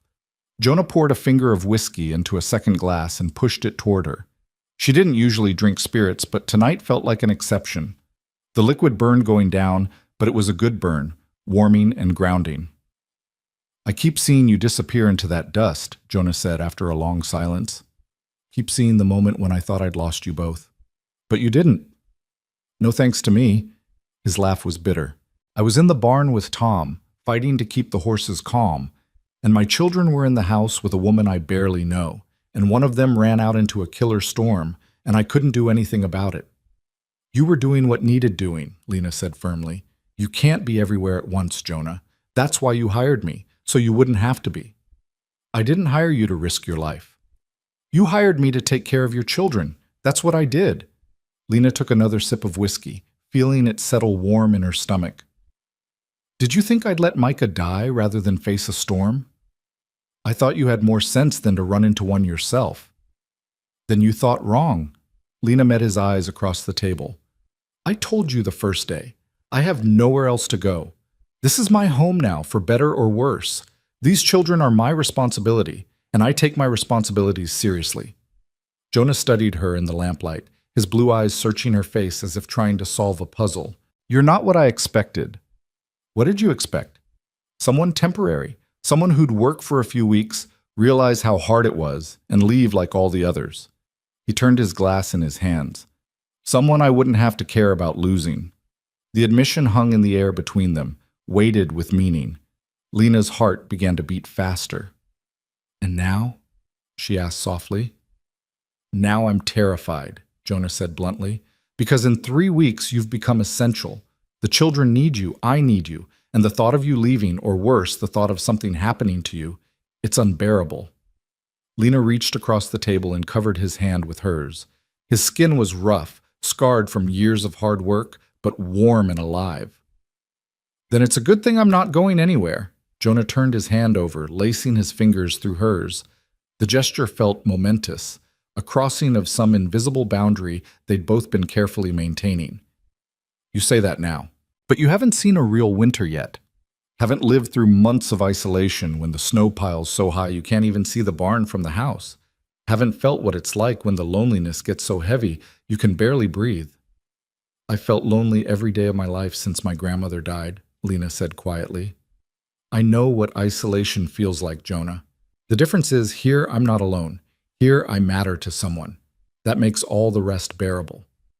They sat in silence, hands clasped across the table, while the lamp burned low and the house settled around them. Finally, Jonah stood, though he was reluctant to release her hand. "Get some sleep," he said gruffly. "Tomorrow we've got a chicken coop to rebuild and a barn to patch." "We?" Lena raised an eyebrow. "You said you wanted to help with the ranch work. Consider this your opportunity." His mouth quirked in something almost like a smile. "Unless you've changed your mind about staying through everything." "Not a chance," Lena said, smiling back. She made her way upstairs, her hand still tingling where Jonah had held it, her heart feeling both too full and impossibly light. Whatever was growing between them, this thing neither of them had named, it terrified and exhilarated her in equal measure. The next morning brought new challenges. The storm had destroyed more than just the chicken coop. It had contaminated the well with dust and debris, forcing them to boil all water before use. The vegetable garden that Lena and Abigail had worked so hard to reclaim was buried under 6 inches of dirt. And worst of all, 3 of the cattle had been injured badly enough that Jonah had to put them down, a significant financial loss the ranch could ill afford. But there were blessings too. The storm had brought rain in its wake, soaking into the parched earth and turning the brown grass a tentative green. The children, bound together by the shared trauma, had stopped circling Lena with suspicion and had finally, truly, let her in. Ruth now refused to go anywhere without holding Lena's hand. Caleb had started calling her Lena instead of Miss Hartwell, a familiarity that made her chest ache with happiness. Even Abigail had stopped trying to do everything herself and had begun to lean on Lena with the trust of a child who'd finally found someone worthy of it. And Micah had transformed completely. The angry, hostile boy was still there, but underneath, Lena had found someone sweet and desperately in need of affection. He followed her around like a puppy, constantly seeking her approval, bringing her treasures he found, pretty rocks, interesting sticks, once a horrified garden snake that Lena managed to admire before firmly returning it outside. "You've worked a miracle," Jonah told her one evening, watching Micah help Lena set the table without being asked. "I'd almost forgotten what it was like when he wasn't angry all the time." "He wasn't angry," Lena corrected gently. "He was scared. There's a difference." The weeks slipped past in a blur of work and slowly accumulating small joys. The chicken coop was rebuilt, smaller but sturdier than before. Lena and Abigail replanted the garden with late-season vegetables that might still produce before the first frost. The barn roof was patched with Tom's help, though Jonah grumbled about the cost of materials. And through it all, Lena felt herself settling into this life like a hand into a well-worn glove. She learned the rhythm of the ranch, the cycle of seasons, the particular challenges of this harsh landscape. She learned that Jonah sang to himself when he thought no one was listening, that his favorite meal was chicken and dumplings, that he had a weakness for sweets he rarely indulged. She learned that late at night, when the children were asleep and the work was finally done, Jonah would sometimes sit on the porch and just stare out at the land as if searching for answers in the darkness. And she learned that if she brought him coffee and sat beside him in companionable silence, he'd eventually start talking about the ranch, about his worries, about Sarah, and the life they'd built together before death had torn it apart. "Do you think she'd approve?" Jonah asked one night, the question coming out of nowhere. "Of you being here, I mean. Of me bringing another woman into her house." Lena considered the question carefully. "I think Sarah loved you and the children enough that she'd want you all to be happy. And I think she'd be grateful that someone's here to care for the family she had to leave behind." She paused. "I've read her letters, Jonah. She was a practical woman. She'd understand that life goes on." "You're probably right." Jonah was quiet for a moment. "I used to talk to her. At night, in our room, I'd tell her about my day, ask her advice. Felt foolish, but it helped. It's not foolish to miss someone you loved." "I don't do it anymore," Jonah admitted. "Haven't in weeks. I keep thinking I should feel guilty about that, but I don't. It's like I'm finally ready to let her rest." Lena understood what he wasn't saying, that she had something to do with that readiness, that her presence had somehow given him permission to start moving forward. The knowledge was heavy and precious both, but their fragile peace was shattered on a Tuesday morning 6 weeks after Lena's arrival, when a wagon rolled into the yard carrying a woman Lena recognized despite the years that had passed. Her Aunt Beatrice had come to take her back. Lena was in the garden when she heard the wagon, her hands deep in the soil as she weeded around the struggling tomato plants. She looked up, shading her eyes against the sun, and felt her stomach drop. Aunt Beatrice was exactly as Lena remembered. Tall, thin, dressed in severe black despite the heat, her face pinched with perpetual disapproval. She climbed down from the wagon with the help of a man Lena didn't recognize, probably hired for the journey, and surveyed the ranch with the expression of someone examining a crime scene. "Lena," she called out, her voice sharp enough to cut glass. "Stop whatever you're doing and come here immediately." Lena stood slowly, wiping her hands on her apron. Her heart was pounding, her mouth dry, but she forced herself to walk calmly across the yard. Behind her, she heard the kitchen door open.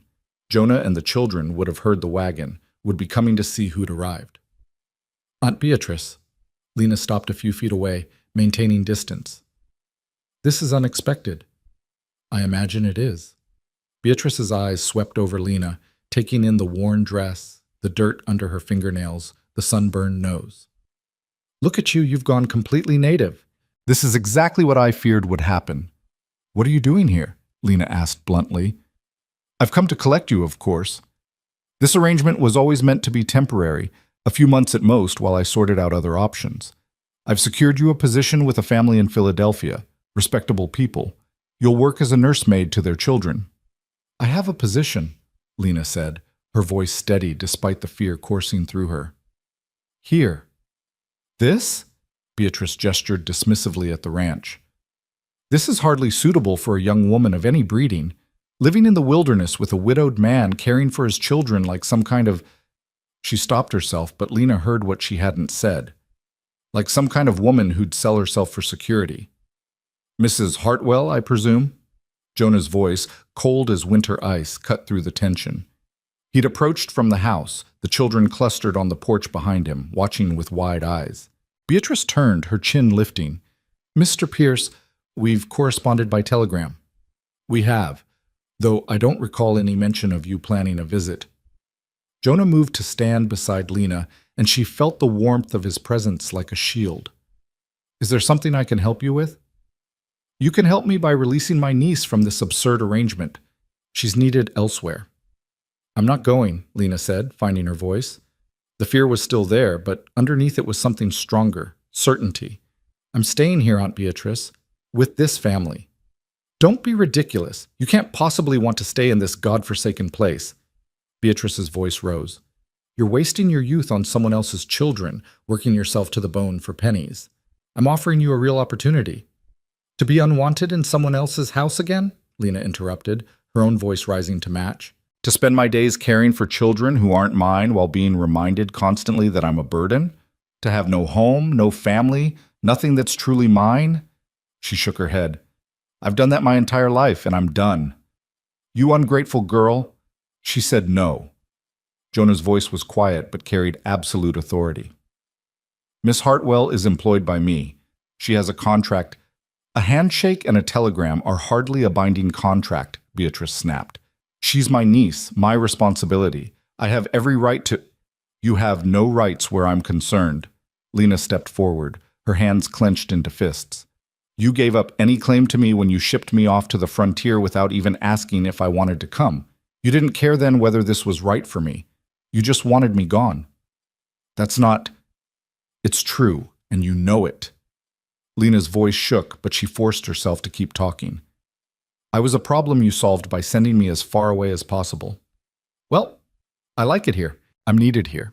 For the first time in 7 years, I have a place where I belong, and you don't get to take that away from me. Silence fell, broken only by the wind and the distant lowing of cattle. Beatrice stared at Lena as if she'd never seen her before, and perhaps she hadn't. The meek, grateful girl who'd lived in her house was gone, replaced by someone who'd learned to fight for what mattered. If you stay here, Beatrice said finally, her voice tight with fury, you are no longer my concern, no longer family. I'll wash my hands of you entirely. Then wash them, Lena said, and felt simultaneously terrified and free. I have a family now. Beatrice's face went white, then red. She opened her mouth, closed it, then turned sharply toward her hired driver. We're leaving, immediately. The wagon was turned around and rumbling back down the drive within minutes, dust rising in its wake. Lena watched it go, her whole body trembling now that the confrontation was over. She'd done it. She'd actually done it. She'd chosen herself, chosen this life, chosen— Lena. She turned to find Jonah watching her with an expression of such profound emotion that it stole her breath. Behind him, the children had left the porch and were running across the yard. And then she was surrounded by them, Ruth and June clinging to her skirts, Caleb and Micah pressing close, Abigail wrapping her arms around Lena from behind. You stayed, Abigail whispered fiercely. You chose to stay. Of course I did, Lena managed through her tears. I told you I would. I promised. That night, after the children were finally settled, it had taken hours, they'd been so wound up from the day's drama. Lena found herself once again on the porch with Jonah. But this time, he was the one who sought her out, carrying 2 cups of the precious coffee they usually saved for special occasions. You gave up your family for us, he said without preamble. I gave up people who never wanted me for people who do, Lena corrected. There's a difference. Still, Jonah set his cup down and turned to face her fully. What you did today, standing up to her, choosing to stay even though she made it clear there'd be consequences, that took courage. Or stubbornness. Lena attempted a smile. I'm not always sure which. Both, probably. Jonah was quiet for a moment, then, Lena, I need to ask you something, and I need you to be honest with me. Her heart began to pound. All right. Are you staying because you have nowhere else to go, or because you want to be here? Lena took a breath, knowing her answer would change everything. At first, it was because I had nowhere else. But now, she met his eyes. Now I stay because I can't imagine being anywhere else, because these children have become my children, because this house has become my home, because you— She faltered, unable to finish. Because I what? Jonah's voice was soft, his eyes intense. Because you've made me feel like I matter, Lena whispered, like I'm more than just a burden or an obligation, like I'm essential. Jonah reached out and took her hand, his thumb brushing across her knuckles. You are essential. To this family. To me. He paused. I never thought I'd feel this way about anyone after Sarah. Thought that part of me died with her, but you've brought this household back to life, Lena. You've brought me back to life.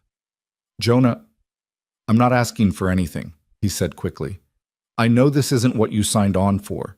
You came here as hired help, and if that's all you want to be, I'll respect that. But I need you to know, you're not just the housekeeper. Not to me, not to any of us. Lena's eyes burned with tears. What am I then?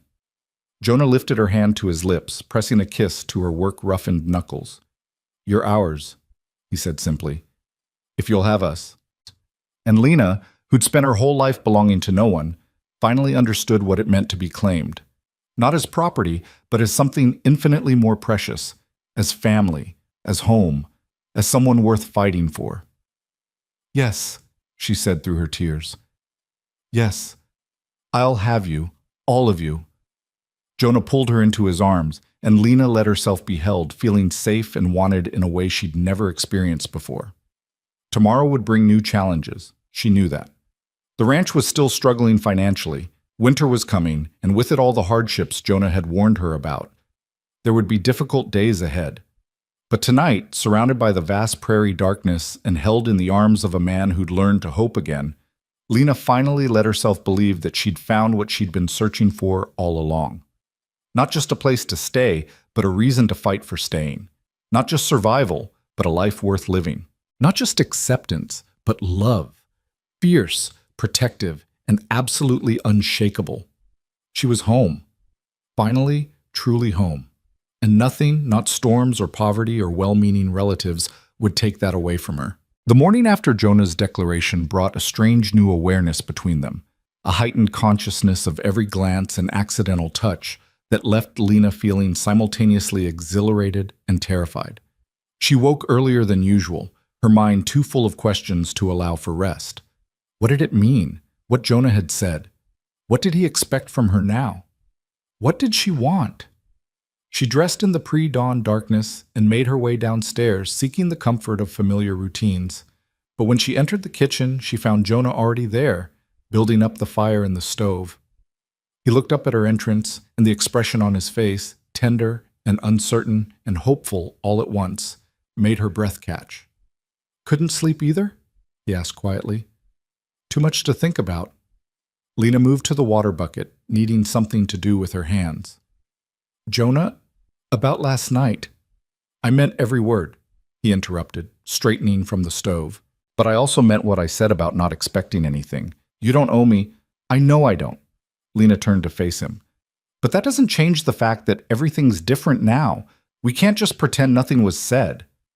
"No," Jonah agreed. "We can't." He crossed the kitchen to stand before her, close enough that she could see the gray threading through his dark hair, the fine lines around his eyes. "So where does that leave us?" Lena took a breath, reaching for honesty.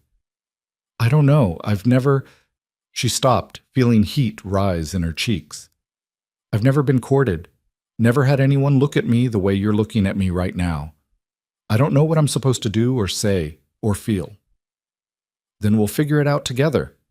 Jonah's hand came up to cup her cheek, his thumb brushing across her cheekbone with infinite gentleness. "No expectations, Lena. No pressure. We'll just see where this goes. Is that all right?" It was more than all right. It was everything she hadn't known she needed. Lena nodded, leaning slightly into his touch, and saw his eyes darken with emotion. "Can I kiss you?" he asked, his voice rough. "Yes," Lena whispered. He leaned down slowly, giving her time to change her mind, but Lena didn't want to change her mind. When his lips met hers, it was gentle and careful, a question rather than a demand. Lena's first kiss, given and received with all the tenderness of two people who'd learned not to take precious things for granted.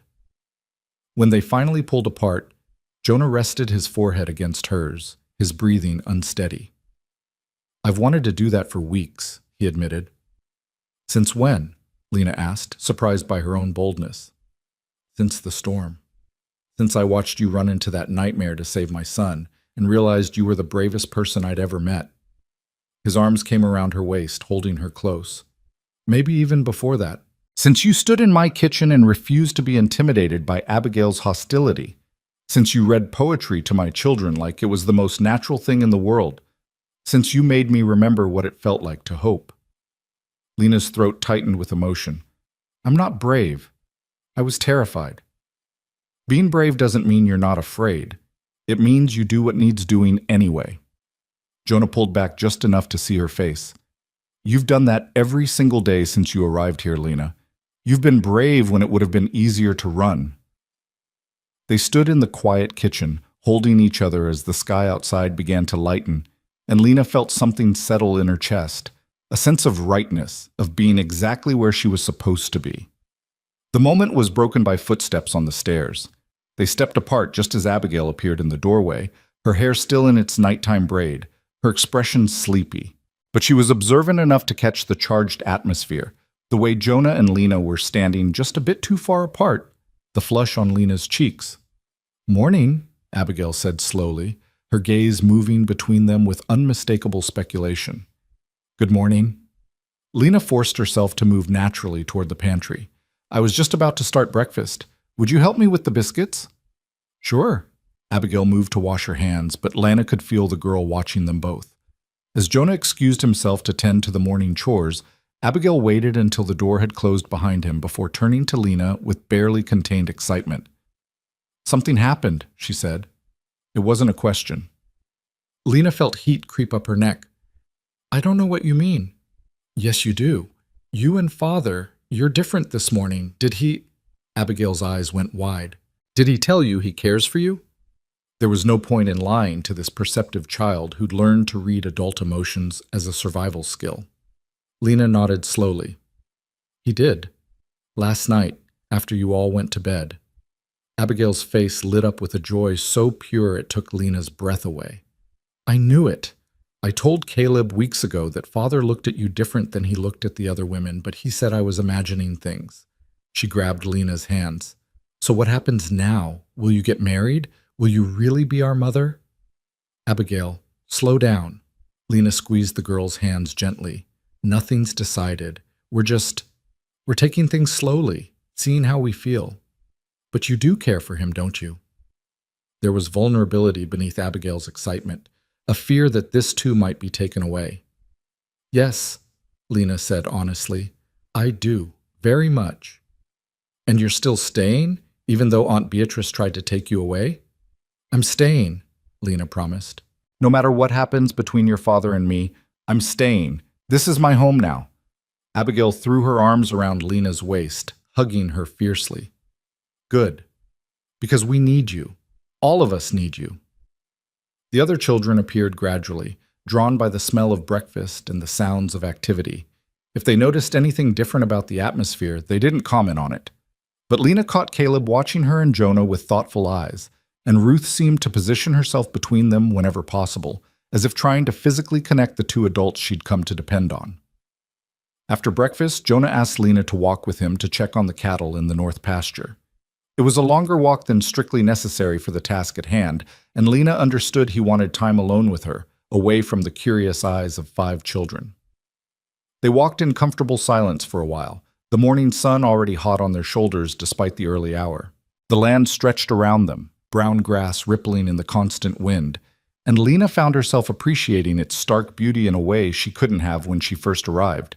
This place had seemed so empty then, so hostile. Now it felt like possibility, wide open and full of space to build something new. "I need to tell you about Sarah," Jonah said abruptly, breaking the silence. Lena glanced at him, seeing the tension in his shoulders. "You don't have to—" "I do. If we're going to—" He stopped, searching for words. "If there's going to be something between us, you need to understand what came before." They reached a fence line and Jonah leaned against it, staring out at the grazing cattle. Lena stood beside him and waited, giving him time to gather his thoughts. "I met Sarah when I was 22, he began. "She came west with her family, and I fell for her the moment I saw her. She was beautiful and kind and stronger than she looked. We married within 6 months." His mouth curved in a small, sad smile. "Everyone said we were too young, too hasty, but we knew what we wanted. We built this ranch together from almost nothing, had our children, made a life." "You loved her very much," Lena said softly. "I did. She was my partner in every way, not just a wife, but a true partner.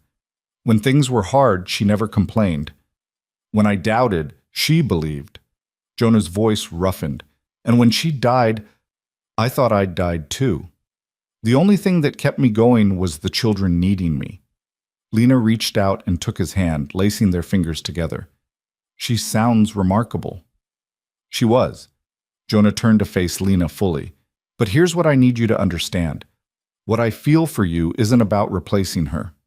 Sarah will always be part of me, always be the mother of my children, but what I'm feeling now, what's growing between us, It's not some pale shadow of what I had before. It's different, new, its own thing entirely. I'm not her, Lena said, needing him to hear it. I'll never be her, Jonah. I can't fill the space she left. I don't want you to fill her space. I want you to make your own space. His free hand came up to frame her face. You already have, Lena. You've carved out a place in this family that's entirely yours. The children don't see you as a replacement for their mother. They see you as someone new who loves them anyway.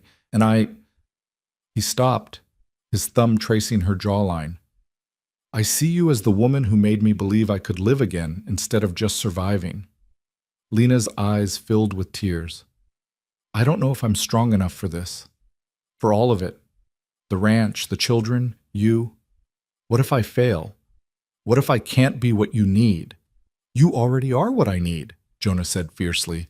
You think you're not strong? Lena, you've survived things that would have broken most people. You've made a home in a place that terrifies women who grew up in comfort. You've won over 5 grieving children who'd learned not to trust. You ran into a dust storm to save my son. He shook his head. If you're not strong, I don't know what strength looks like. Before Lena could respond, a shout came from the direction of the house. They both turned to see Tom running toward them, waving his arms frantically. Boss, he hollered, we got trouble! Jonah was already moving, his long strides eating up the ground. Lena hitched up her skirts and followed, her heart pounding with sudden fear. Tom met them halfway, breathing hard. It's Micah, he gasped out. The boy's taken sick, real sick. Abigail sent me to fetch you quick. They ran the rest of the way to the house. Inside, they found Abigail in the kitchen with Micah, who was curled up on a chair, his small face flushed and sweating. The moment Lena touched his forehead, she knew this was serious. The child was burning with fever. How long has he been like this? Lena asked, already moving into action, her mind cataloging symptoms and possible causes. He said his stomach hurt at breakfast, but I thought... Abigail's voice broke. I thought he was just trying to get out of chores, but then he started vomiting, and he's so hot. It's all right. Lena kept her voice calm, even as fear clawed at her chest. She'd seen fever like this before, in the various households she'd lived in. Sometimes it passed quickly, sometimes it didn't. Jonah, I need cold water, as much as you can pump. Abigail, get me clean cloths. They moved to obey while Lena carefully examined Micah. His skin was dry despite the heat, a bad sign, and when she pressed gently on his abdomen, he whimpered with pain. His breathing was shallow and rapid. Hurts, Micah moaned. Lena, it hurts so bad. I know, sweetheart. I know. Lena smoothed his hair back from his forehead, her mind racing. The symptoms pointed to several possibilities, none of them good. She thought of Sarah's notes, the remedies for common ailments, but nothing quite matched this. Jonah returned with a bucket of cold water, his face gray with worry. What can I do? Ride to town. Get the doctor. Lena began soaking cloths in the cold water, wringing them out and laying them on Micah's forehead, his wrists, anywhere she could to try to bring down the fever. Tell him it's urgent. Tell him the child has high fever, abdominal pain, vomiting. He'll know what to bring. That's a 4-hour round trip at best. Then you'd better leave now, Lena said, meeting his eyes. She saw her own fear reflected there, but also trust. He believed she could keep Micah alive until he returned with help. Go, we'll manage here. Jonah hesitated for only a moment, then grabbed Micah's hand. You hear me, son? You fight. You stay with Lena and you fight. I'll be back with the doctor as fast as I can. Okay, Papa, Micah whispered, and the use of the word Papa, not father, made Jonah's eyes shine with tears he refused to let fall. Then he was gone, and Lena heard the thunder of hooves as he rode out at a gallop. She turned back to Micah, forcing down her own fear, focusing on what needed to be done. The next hours were a nightmare of helpless vigilance. Lena kept the cold cloths coming, changing them as soon as they warmed from Micah's burning skin. She tried to get him to sip water, but he could barely swallow, and what little he got down came back up within minutes. His fever climbed higher, and he began to slip in and out of consciousness, sometimes calling for his mother, sometimes for Lena, sometimes just whimpering wordlessly. The other children hovered anxiously until Lena sent Abigail to take them upstairs, away from their brother's suffering. But she could hear their frightened whispers, could feel their fear like a physical presence in the house.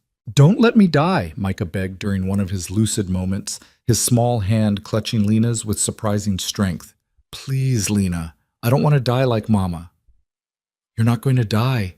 Lena's voice was fierce, willing it to be true. "You're going to fight this, Micah. You're going to get better. Do you hear me?"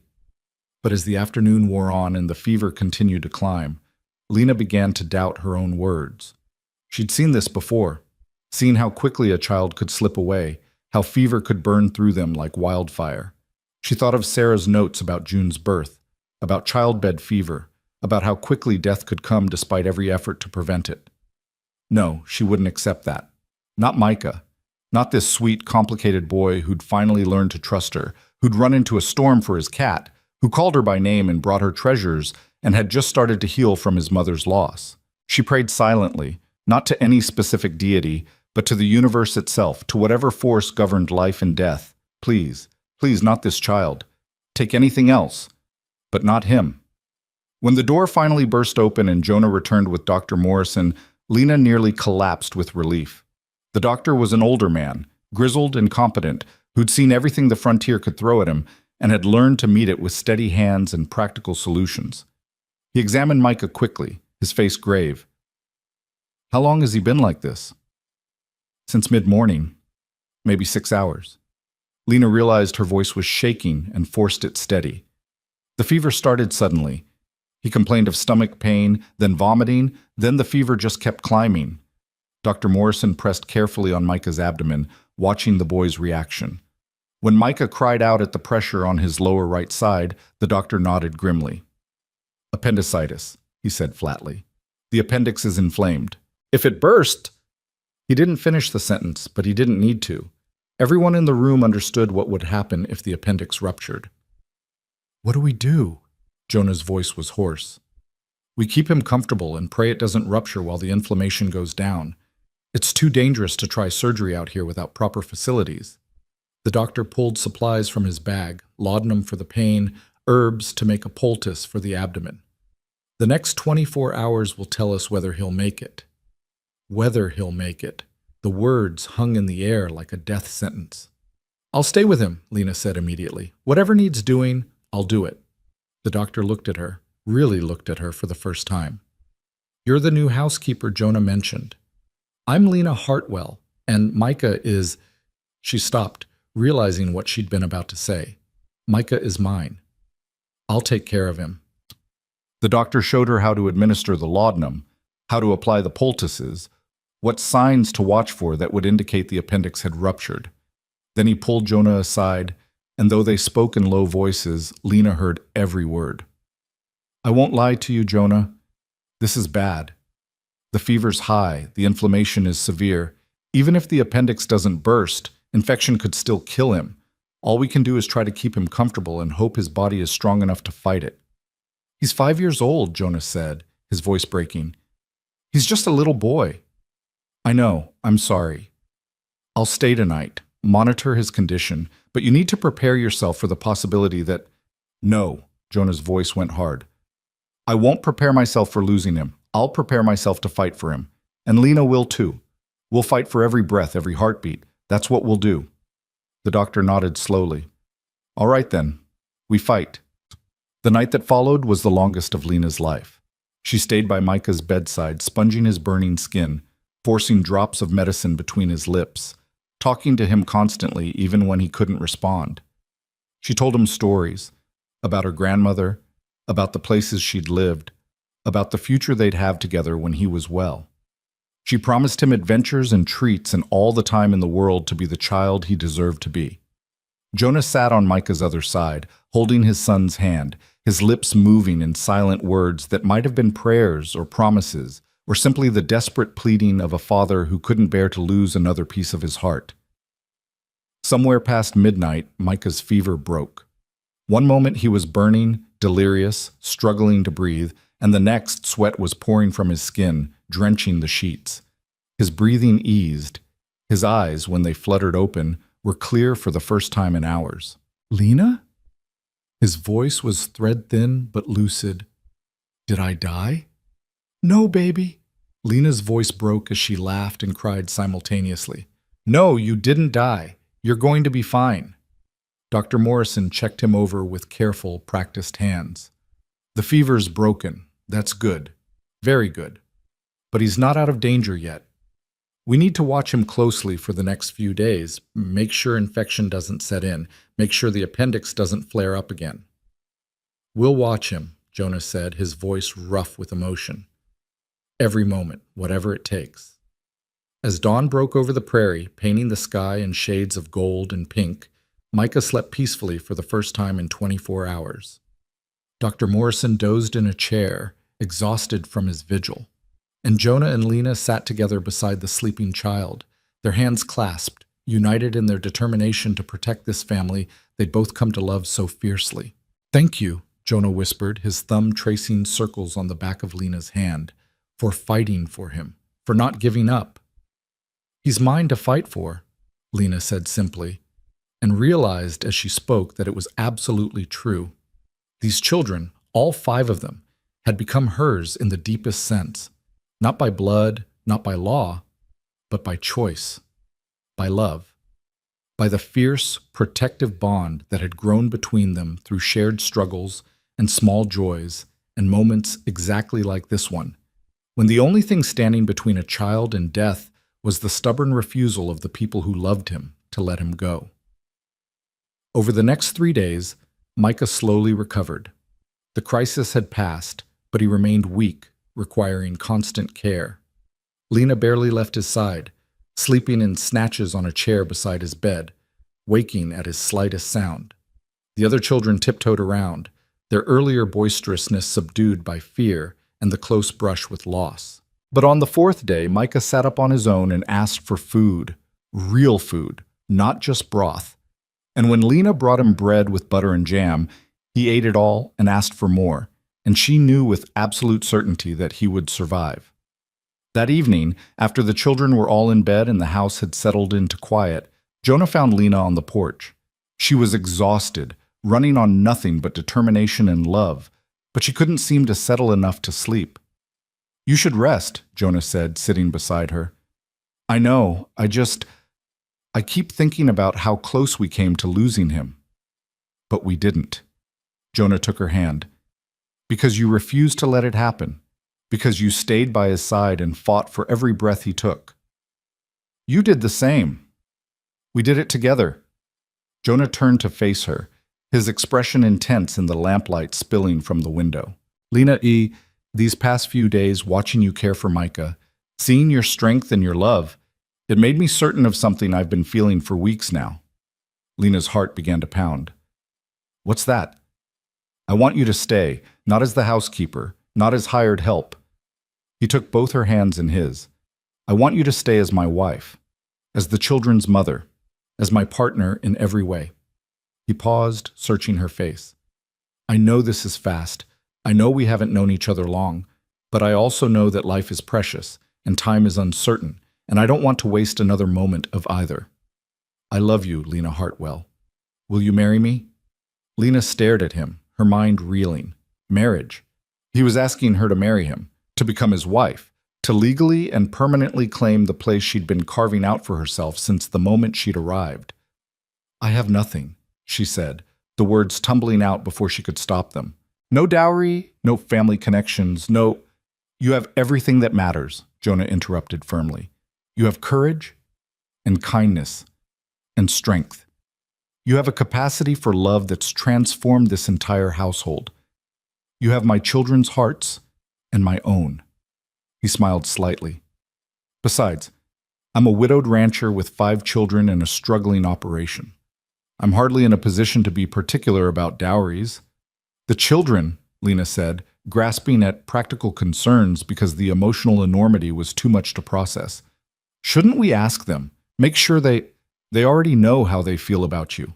But if you need to hear it from them before you can answer, we'll ask them tomorrow. Jonah squeezed her hands gently. But right now I'm asking you, not as their father, but as a man who's fallen in love with you. Will you marry me, Lana? She looked at this man who'd given her a home when she had nowhere else to go, who'd trusted her with his children, who'd seen her at her worst and her best and had chosen to love her anyway. She thought of the life they could build together, the family they already were, the future that stretched out before them full of possibility. "Yes," she whispered, then louder. "Yes, Jonah. I'll marry you." He pulled her into his arms, holding her so tightly she could barely breathe, and Lena felt something fundamental shift inside her. She was no longer Lena Hartwell, the unwanted orphan passed from house to house. She was becoming Lena Pierce, chosen and claimed and cherished. When Jonah finally released her enough to see her face, his eyes were bright with emotion. "There's one condition," he said seriously. Lena's stomach dropped. "What condition?" "Sarah's memory stays part of this family. We don't erase her. We don't pretend she didn't exist. The children should remember their mother, should know they came from love even if that love was taken too soon." His voice roughened. "Can you live with that? With her ghost still in this house?" "It's not her ghost," Lena said softly. "It's her legacy. Everything good in these children came from her. How could I resent that?" She touched Jonah's face gently. "I'm not threatened by what you had before, Jonah. I'm grateful for it because it made you the man you are. The man I love." Jonah kissed her then, deep and thorough and full of promise, and Lena kissed him back with all the pent-up emotion of weeks of growing feelings and careful restraint. When they finally broke apart, both breathing hard, Jonah rested his forehead against hers. "We'll tell the children tomorrow," he said. "Make it official. Plan a simple ceremony. Maybe Pastor Williams can come out from town next month." "Tomorrow," Lena agreed, her heart so full it ached. But as it turned out, the children already knew. When Lena came down the next morning, she found all 5 of them clustered in the kitchen, clearly waiting for her. Abigail was vibrating with barely contained excitement. Even Micah, still pale and weak from his illness, was smiling. "Father told us," Abigail burst out the moment Lena appeared. "He told us he asked you to marry him, and you said yes, and you're going to be our real mother, and—" She stopped, suddenly uncertain. "You did say yes, didn't you? He didn't misunderstand?" "I said yes," Lena confirmed, and was immediately mobbed by children. They crowded around her, talking over each other, asking questions, making plans. Ruth refused to let go of Lena's hand. June climbed into her arms and wouldn't be put down. Even Caleb, usually so reserved, allowed himself a genuine smile. "Does this mean you can never leave?" Micah asked, his young face serious. "Even if things get hard? Marriage means you stay forever, right?" "It does," Lena said, looking at each child in turn. "It means I'm yours, and you're mine, and nothing will change that. Not hardship, not distance, not anything. Forever." "Good," Micah said with satisfaction, settling back against Abigail's shoulder. "Because I don't want anyone else." Neither did Lena. She'd spent 19 years feeling like she belonged nowhere, and now she belonged here, to these 5 children and the man who'd given her a chance when no one else would. She belonged to this harsh, beautiful land that had tested her and found her worthy. She belonged to a future she was choosing for herself rather than having chosen for her. "Forever," she promised again, and meant it with every fiber of her being. The wedding was planned for the first Saturday in October, giving them just enough time to make the necessary arrangements without the delay feeling unbearable. Lena had imagined something small and private, just herself and Jonah with the children as witnesses, but the community had other ideas. News traveled fast across the prairie, carried by supply wagons and ranch hands and the invisible network of frontier communication. Within a week of the engagement, neighbors Lena hadn't even known existed began appearing at the ranch with offerings and advice. Mrs. Henderson from 5 miles east brought fabric for a wedding dress, insisting that Lena couldn't possibly marry in one of her worn gray work dresses. Mr. Chen, who ran the general store in town, sent word that he'd ordered a proper wedding cake from a baker in Casper. Even Tom, the usually taciturn hired hand, offered to butcher one of the steers for the wedding feast. "I don't understand," Lena said one evening, overwhelmed by the outpouring. "These people don't even know me." "They know what you've done for this family," Jonah said, his arm around her waist as they watched the sun set from the porch. "Word got around about you staying through the storm, fighting for Micah when he was sick. Out here, that kind of loyalty means something. They're celebrating because you're one of them now. One of them. The words settled warm in Lena's chest. She'd spent so long being an outsider that she'd forgotten what it felt like to belong to a community, to be welcomed rather than merely tolerated. The children threw themselves into wedding preparations with enthusiasm that sometimes bordered on chaos. Abigail appointed herself chief organizer, making lists and issuing instructions with the authority of a general marshalling troops. She and Lena spent hours at the sewing machine, Mrs. Henderson had lent them, working on the wedding dress. Simple white cotton with lace at the collar and cuffs. Nothing fancy but made with love. Ruth picked wildflowers from the prairie every day, bringing them to Lena with solemn ceremony and asking if they would be pretty enough for the wedding. Lena assured her they would be perfect, privately thinking that Ruth's eager face was worth more than any hothouse blooms from the city. Caleb, with his quiet artistic bent, made a sign to hang over the porch that read Pierce Family Wedding in careful letters, decorating it with drawings of horses and wildflowers. When he showed it to Lena, his face anxious for her approval, she hugged him so hard he squeaked. Even Micah, still recovering from his illness, contributed by testing every sweet thing that came into the house and declaring whether it was good enough for Lena's wedding. His standards were exacting, and more than one well-meaning neighbor's contribution was rejected as not special enough. June, at 2 years old, didn't fully understand what was happening, but she absorbed the household's excitement like a sponge. She took to calling Lena Mama, the word slipping out naturally one morning, and then repeating with increasing frequency until it became her default.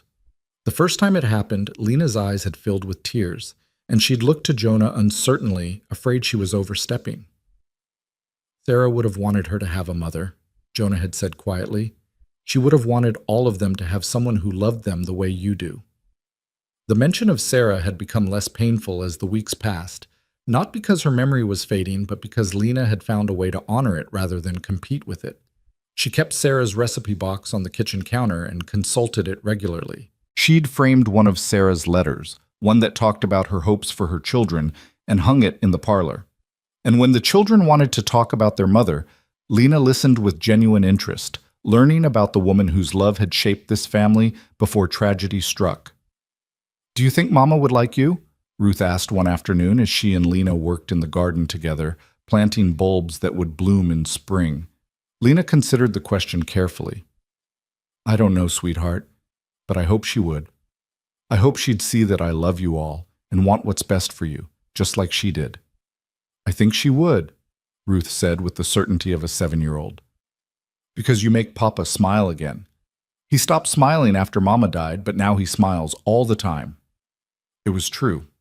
Jonah had transformed over the weeks of their engagement, shedding years of exhaustion and grief like a snake shedding old skin. He still worked long hours on the ranch. That was unavoidable, but he no longer carried the weight of the world on his shoulders alone. He'd learned to lean on Lena, to share his worries and plans, to accept help when it was offered. The ranch itself had begun to recover too. With Lena managing the household efficiently, Jonah had been able to focus more attention on the cattle and land.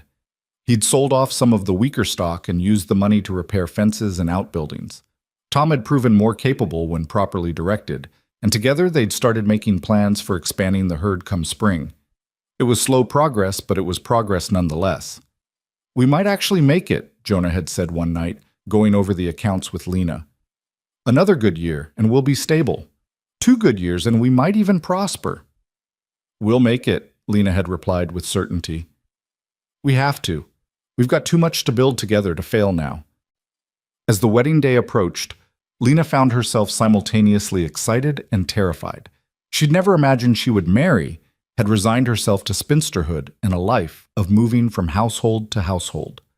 Now she was about to legally bind herself to a man, to become stepmother to 5 children, to take on responsibilities that would have seemed impossible just months ago. The night before the wedding, unable to sleep, she slipped downstairs and found Abigail in the kitchen, also awake, sitting at the table with a cup of milk. "Can't sleep either?" Lena asked, joining her. "I keep thinking about tomorrow," Abigail admitted, "about how everything's going to be different." "Everything's already different," Lena pointed out gently. "Tomorrow just makes it official." "I know, but..." Abigail twisted her cup in her hands. "What if you change? What if once you're married to father, you decide you don't want to be bothered with us anymore? What if you become mean or distant or Abigail? Lena reached across the table and took the girl's hand. Look at me. When Abigail's eyes met hers, Lena continued firmly. I chose you before I chose your father. Do you understand that? I fell in love with you children first, with your strength and your sweetness and your resilience. Your father came later. So even if, and this is purely hypothetical, something went wrong between Jonah and me, I would still fight to stay in your lives, because you're mine now, all of you. Marriage certificate or not, you're mine. Abigail's eyes filled with tears. Promise? I promise. Lena squeezed her hand. Now come here. She pulled Abigail into a hug, and they sat together in the quiet kitchen, a soon-to-be mother and daughter finding comfort in each other on the eve of a day that would change everything. The wedding day dawned clear and bright, the autumn air crisp with the promise of coming winter, but still warm enough in the afternoon sun to be pleasant.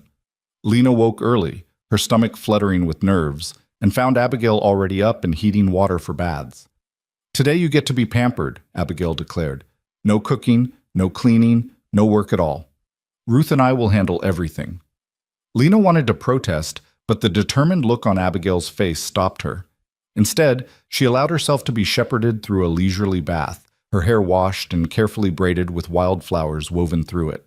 The wedding dress fit perfectly, the simple style suiting her far better than anything elaborate would have. When she finally looked at herself in the small mirror, Lena barely recognized the woman staring back. Gone was the gaunt, frightened girl who'd stepped off the train 3 months ago. In her place stood someone with color in her cheeks, strength in her shoulders, and hope shining in her eyes. You look beautiful, Ruth whispered, standing in the doorway with June on her hip. Pretty, Mama, June agreed, reaching for Lena. Lena gathered the little girl into her arms, careful not to wrinkle her dress, and felt her throat tighten with emotion. This was real. This was happening. In a few hours, she would be married, would officially become part of this family she'd come to love so fiercely. The ceremony was held in the yard, under a framework Tom had built and decorated with pine boughs and wildflowers. Neighbors began arriving around noon, their wagons raising dust clouds as they approached. Lena was overwhelmed by the sheer number of people. She'd expected perhaps a dozen, but more than 30 came to witness the wedding, bringing food and gifts and warm wishes. Pastor Williams arrived from town mid-afternoon, a jovial man who'd married Sarah and Jonah 14 years earlier and who greeted the occasion with genuine happiness. He pulled Lena aside before the ceremony began. I knew Sarah Pierce, he said gently. She was a remarkable woman, and I know her loss was devastating to this family. But I want you to know she would have approved of you. She would have wanted Jonah and the children to find happiness again, to build a new future while honoring the past. Don't let anyone make you feel like you're replacing her. You're not. You're writing a new chapter in this family's story. His words settled something in Lena that she hadn't realized was still uncertain. She thanked him with tears in her eyes and went to take her place for the ceremony. Jonah stood waiting under the pine boughs, dressed in his best suit with his hair freshly cut and his boots polished to a shine. When he saw Lena approaching, his expression transformed into something so tender and odd that she nearly stumbled. He thought she was beautiful. After everything, after seeing her covered in dust and flour, exhausted and frightened and pushed to her limits, he still looked at her like she was precious. The children flanked them as they took their places. Abigail stood on Lena's right, holding June and openly crying happy tears. Caleb, Micah, and Ruth arranged themselves around Jonah, their faces solemn with the importance of the moment. Pastor Williams began the ceremony with a prayer, then launched into the traditional words about marriage and commitment. But when he got to the vows, he paused and looked at Jonah and Lena with a gentle smile. I understand you've written your own vows, he said. Jonah, would you like to begin? Jonah took both of Lena's hands in his grip strong and sure. Lena Hartwell, 3 months ago, you arrived at my ranch with nothing but a carpet bag and more courage than any person I'd ever met. You could have run when you saw how hard things were. You could have left when better opportunities presented themselves. Instead, you stayed. You fought for my children, for this family, for me. You brought light back into a house that had forgotten how to hope. His voice roughened with emotion. I promise you this. I will honor the strength you've shown. I will cherish the love you've given so freely. I will stand beside you through whatever challenges come, and I will never, ever take for granted the gift of your presence in our lives. You came here as hired help, but you've become essential. You are my partner, my love, and from this day forward, you are my wife. Lena's vision blurred with tears, but she blinked them back, determined to get through her own vows without breaking down completely. Jonah Pierce, when I stepped off that train, I was lost. I'd spent years believing I didn't matter, that I was a burden to be shuffled from place to place with no real home to call my own. You gave me a chance when no one else would. You gave me a place to belong, and then you gave me something even more precious. You gave me a family to love and be loved by. She looked at the children, including them in her words. I promised to honor Sarah's memory by loving the children she brought into this world. I promised to be a true partner to you, sharing the burdens and the joys. I promised to fight for this family, to stay when things are hard, to build a future worthy of all the hope we're investing in it. I came here looking for survival, but I found a reason to live. You are my home, Jonah. All of you are my home.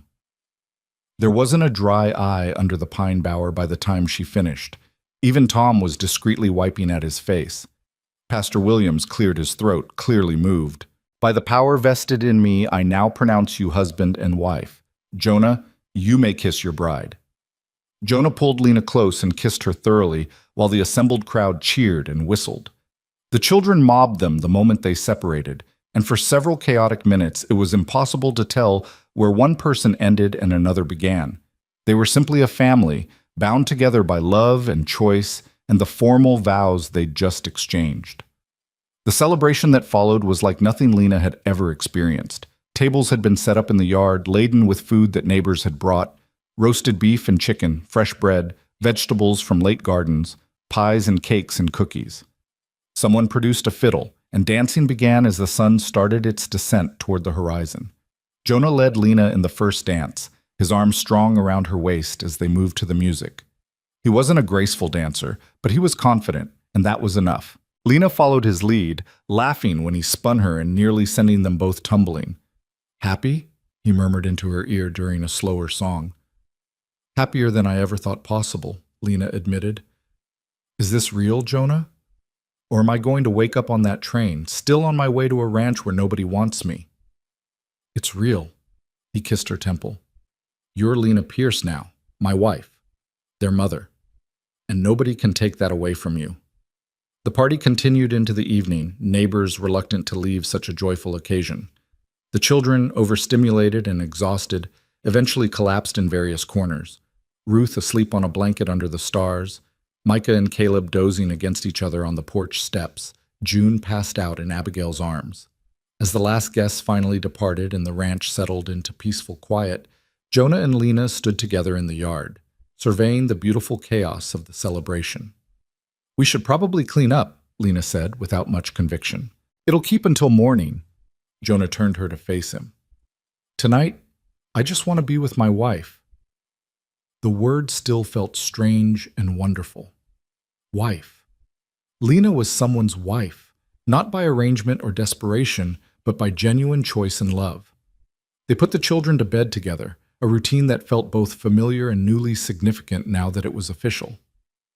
Then Jonah led Lena to the room that had been his alone and was now theirs to share. Lena's few possessions had been moved in earlier, her mother's ring now resting on the dresser beside a framed photograph of Sarah with the children. If this makes you uncomfortable, Lena started, gesturing to Sarah's photograph. It doesn't, Jonah said firmly. Sarah was part of my past, and I loved her. But you're my future, Lena, and I love you just as much, just differently. There's room in my heart for both. That night, Jonah was gentle and patient with Lena's inexperience, making her first time something tender rather than frightening. Afterward, lying in his arms in the darkness, Lena marveled at how far she'd come, from unwanted orphan to cherished wife, from rootless wanderer to the heart of a family. The transformation felt almost miraculous. What are you thinking? Jonah asked, his fingers trailing through her unbraided hair. That I'm grateful. Lena said honestly, that I'm terrified of losing this, that I can't believe this is my life now. Believe it. Jonah pulled her closer. Because this is just the beginning, Lena. We've got years ahead of us, years to build this ranch into something prosperous, years to raise these children and maybe add more of our own, years to grow old together watching the seasons change over this land. More children. The thought sent a thrill through Lena. The possibility of carrying Jonah's child, of adding to this family they were building, felt like the ultimate proof that she belonged here. The weeks after the wedding settled into a new rhythm. Lena was no longer the housekeeper, but the mistress of the household, and while her daily tasks remained largely the same, the weight of them felt different. She was working for her own home now, caring for her own family, building her own future. The children adjusted to the change with surprising ease. They'd already been calling her Lena, or Mama, so the formal shift in her status didn't alter their relationships. If anything, it seemed to give them permission to lean on her more fully, to trust that she wouldn't disappear. Abigail, in particular, bloomed under the certainty of Lena's permanent presence. She began to reclaim some of her childhood, spending time on things she enjoyed rather than constantly managing household crises. She taught Lena to ride, the two of them taking long afternoon rides across the prairie while Ruth minded June. She talked about her hopes for the future, maybe becoming a teacher someday, or learning to run a ranch of her own. "You don't have to leave to do that," Lena pointed out one day. "This ranch will need running for a long time yet. You could stay, learn from your father, eventually take over." The possibility clearly hadn't occurred to Abigail, but Lena could see the idea taking root. A daughter running a ranch, it was unusual but not unheard of, and Abigail had the intelligence and determination to do it well. Caleb opened up in ways he hadn't before, talking more freely about his feelings and fears. He admitted that he'd been afraid to love Lena fully because everyone he loved seemed to leave him. Lena's marriage to his father had finally convinced him that she was truly staying, and the relief was palpable. He started bringing her his drawings again, seeking her opinion and praise, and Lena made sure to display the best ones around the house. Ruth lost her nervous habit of sucking her fingers, her general anxiety easing as the household stabilized.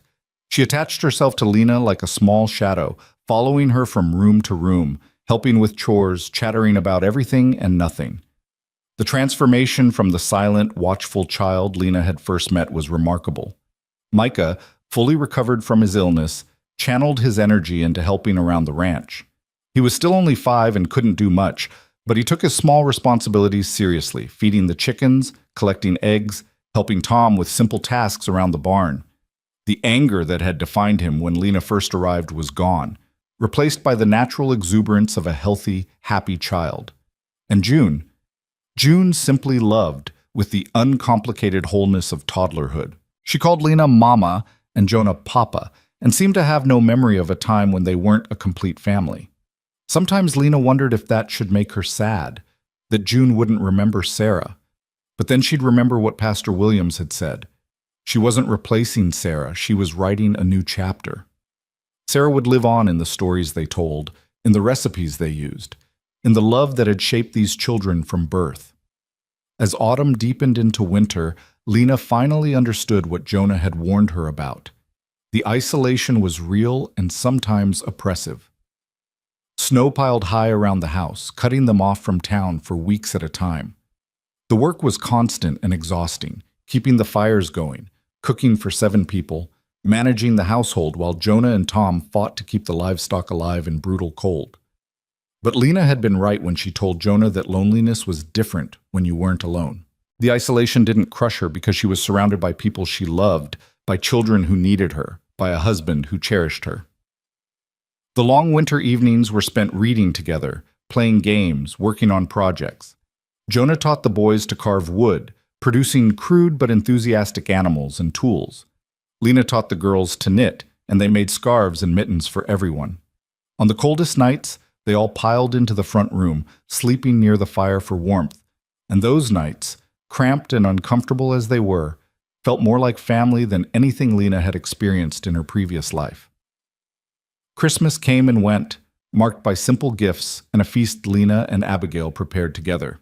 Jonah surprised Lena with a locket containing a tiny photograph of all 7 of them taken in town the previous month.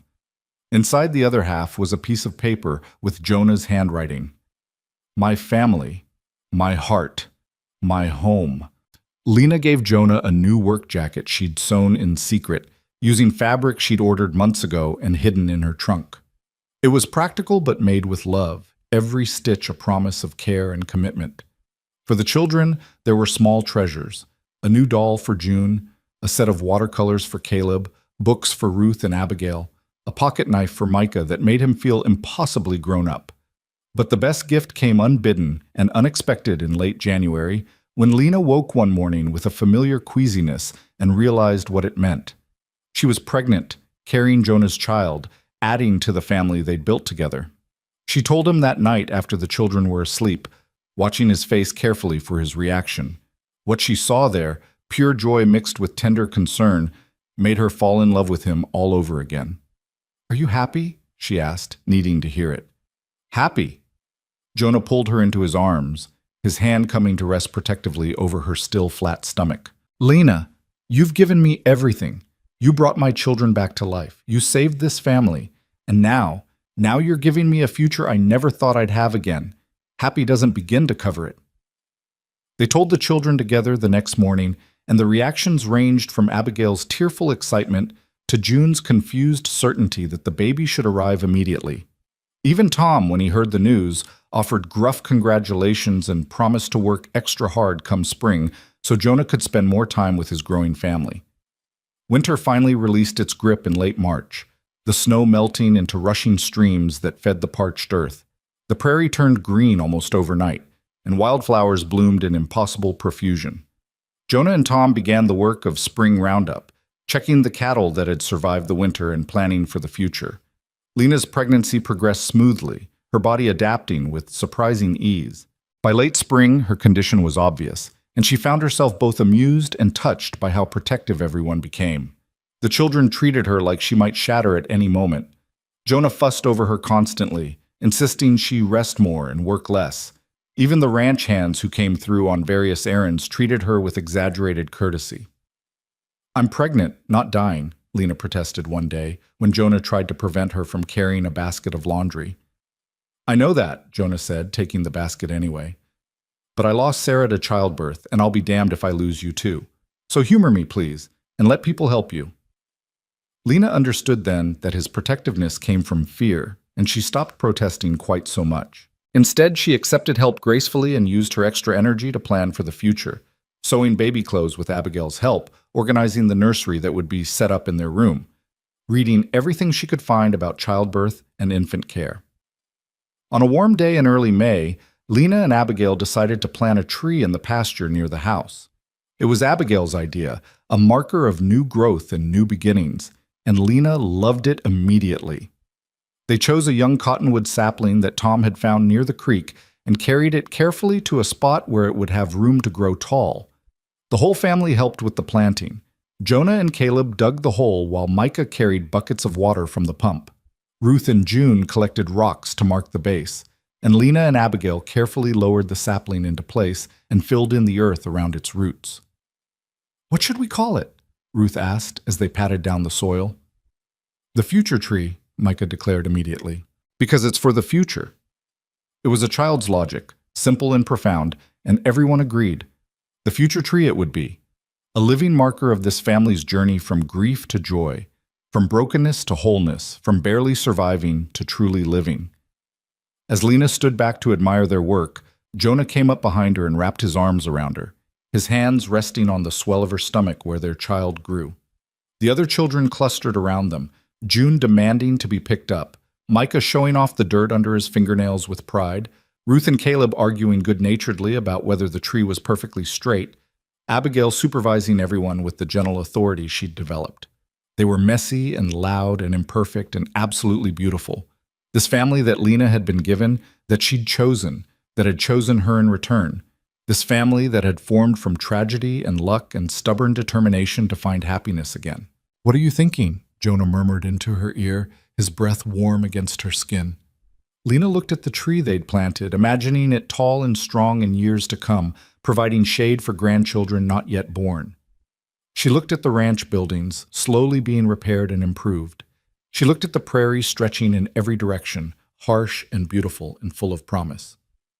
I'm thinking that I came here believing I was disposable, Lena said quietly. And somewhere along the way, I learned I was essential, that I mattered, that I was worth choosing and keeping and loving. You were always worth that, Jonah said fiercely. The world just took too long to show you. Maybe, Lena allowed, or maybe I needed to come to this exact place, to this exact family, to finally understand what I was worth. She turned in his arms to face him. Either way, I'm here now. I'm yours. I'm home. Home, Jonah agreed, kissing her forehead. Forever. And standing there in the Wyoming sunshine, surrounded by children and prairie grass and endless sky, Lena believed it. She'd arrived at 19 years old with nothing but a carpet bag and a desperate need to belong. She'd been tested by storms and sickness and her own deep-seated fear of abandonment. She'd fought for a place in this family and had been fierce enough, brave enough, loving enough to earn it. She had not been bought, traded, or borrowed. She had been chosen by a man who'd learned to love again, by 5 children who'd learned to trust again, by a harsh land that rewarded those stubborn enough to stay. This time, finally, truly, Lena belonged. And as the future tree took root in the rich earth, so too did Lena's certainty that she had found what she'd been searching for all along. Not just a place to stay, but a life worth living, a family worth fighting for, and a love that would endure through all the seasons yet to come. The ranch still had its challenges. Money was tight, the work was hard, the land was unforgiving, but they would face those challenges together, as a family united by choice and strengthened by adversity. They had survived the worst. Now they would build toward the best. And in the years that followed, that's exactly what they did. The baby, a girl they named Clara, was born healthy and strong in late summer. More children followed in time, each one adding to the family's joy and chaos. The ranch prospered slowly but steadily, Jonah's hard work and Lena's careful management finally bearing fruit. The older children grew and thrived, eventually making their own choices about their futures. Abigail did indeed take over ranch management, becoming one of the most respected ranchers in the territory. Caleb became an artist whose paintings of prairie life were exhibited across the country. Ruth became a teacher, educating frontier children in the one-room schoolhouse. Micah followed his father into ranching, eventually expanding the operation to neighboring land. And through it all, Lena and Jonah built a partnership that lasted decades, weathering hardships and celebrating triumphs, growing old together under the vast Wyoming sky. But that first year, that year of transformation from unwanted orphan to essential family member, from hired help to beloved wife and mother, from merely surviving to fully living, that year was the foundation upon which everything else was built. Lena never forgot where she came from or how close she'd come to a very different life. And she made sure her children, both the ones she'd inherited and the ones she bore, understood that family wasn't just about blood. It was about choice, about staying when leaving would be easier, about fighting for the people you loved, about making a place for yourself through courage and kindness and stubborn refusal to give up. She had arrived at the edge of nowhere with nothing but a worn carpet bag and a desperate hope for something better. She had found a family that didn't want her and had loved them anyway. She had faced storms and sickness and her own fear of abandonment. She had stood her ground when her past came to reclaim her. And she had chosen, actively, deliberately, courageously, to build a future in the last place anyone expected her to thrive. The ranch became her legacy, passed down through generations who told stories of the woman who'd arrived with nothing and built everything. The future tree grew tall and strong, just as Lena had imagined, its branches spreading wide to shelter those who came after. And every year on their wedding anniversary, Lena and Jonah would stand beneath that tree and remember the year that changed everything. The year Lena learned she was essential. The year she finally came home.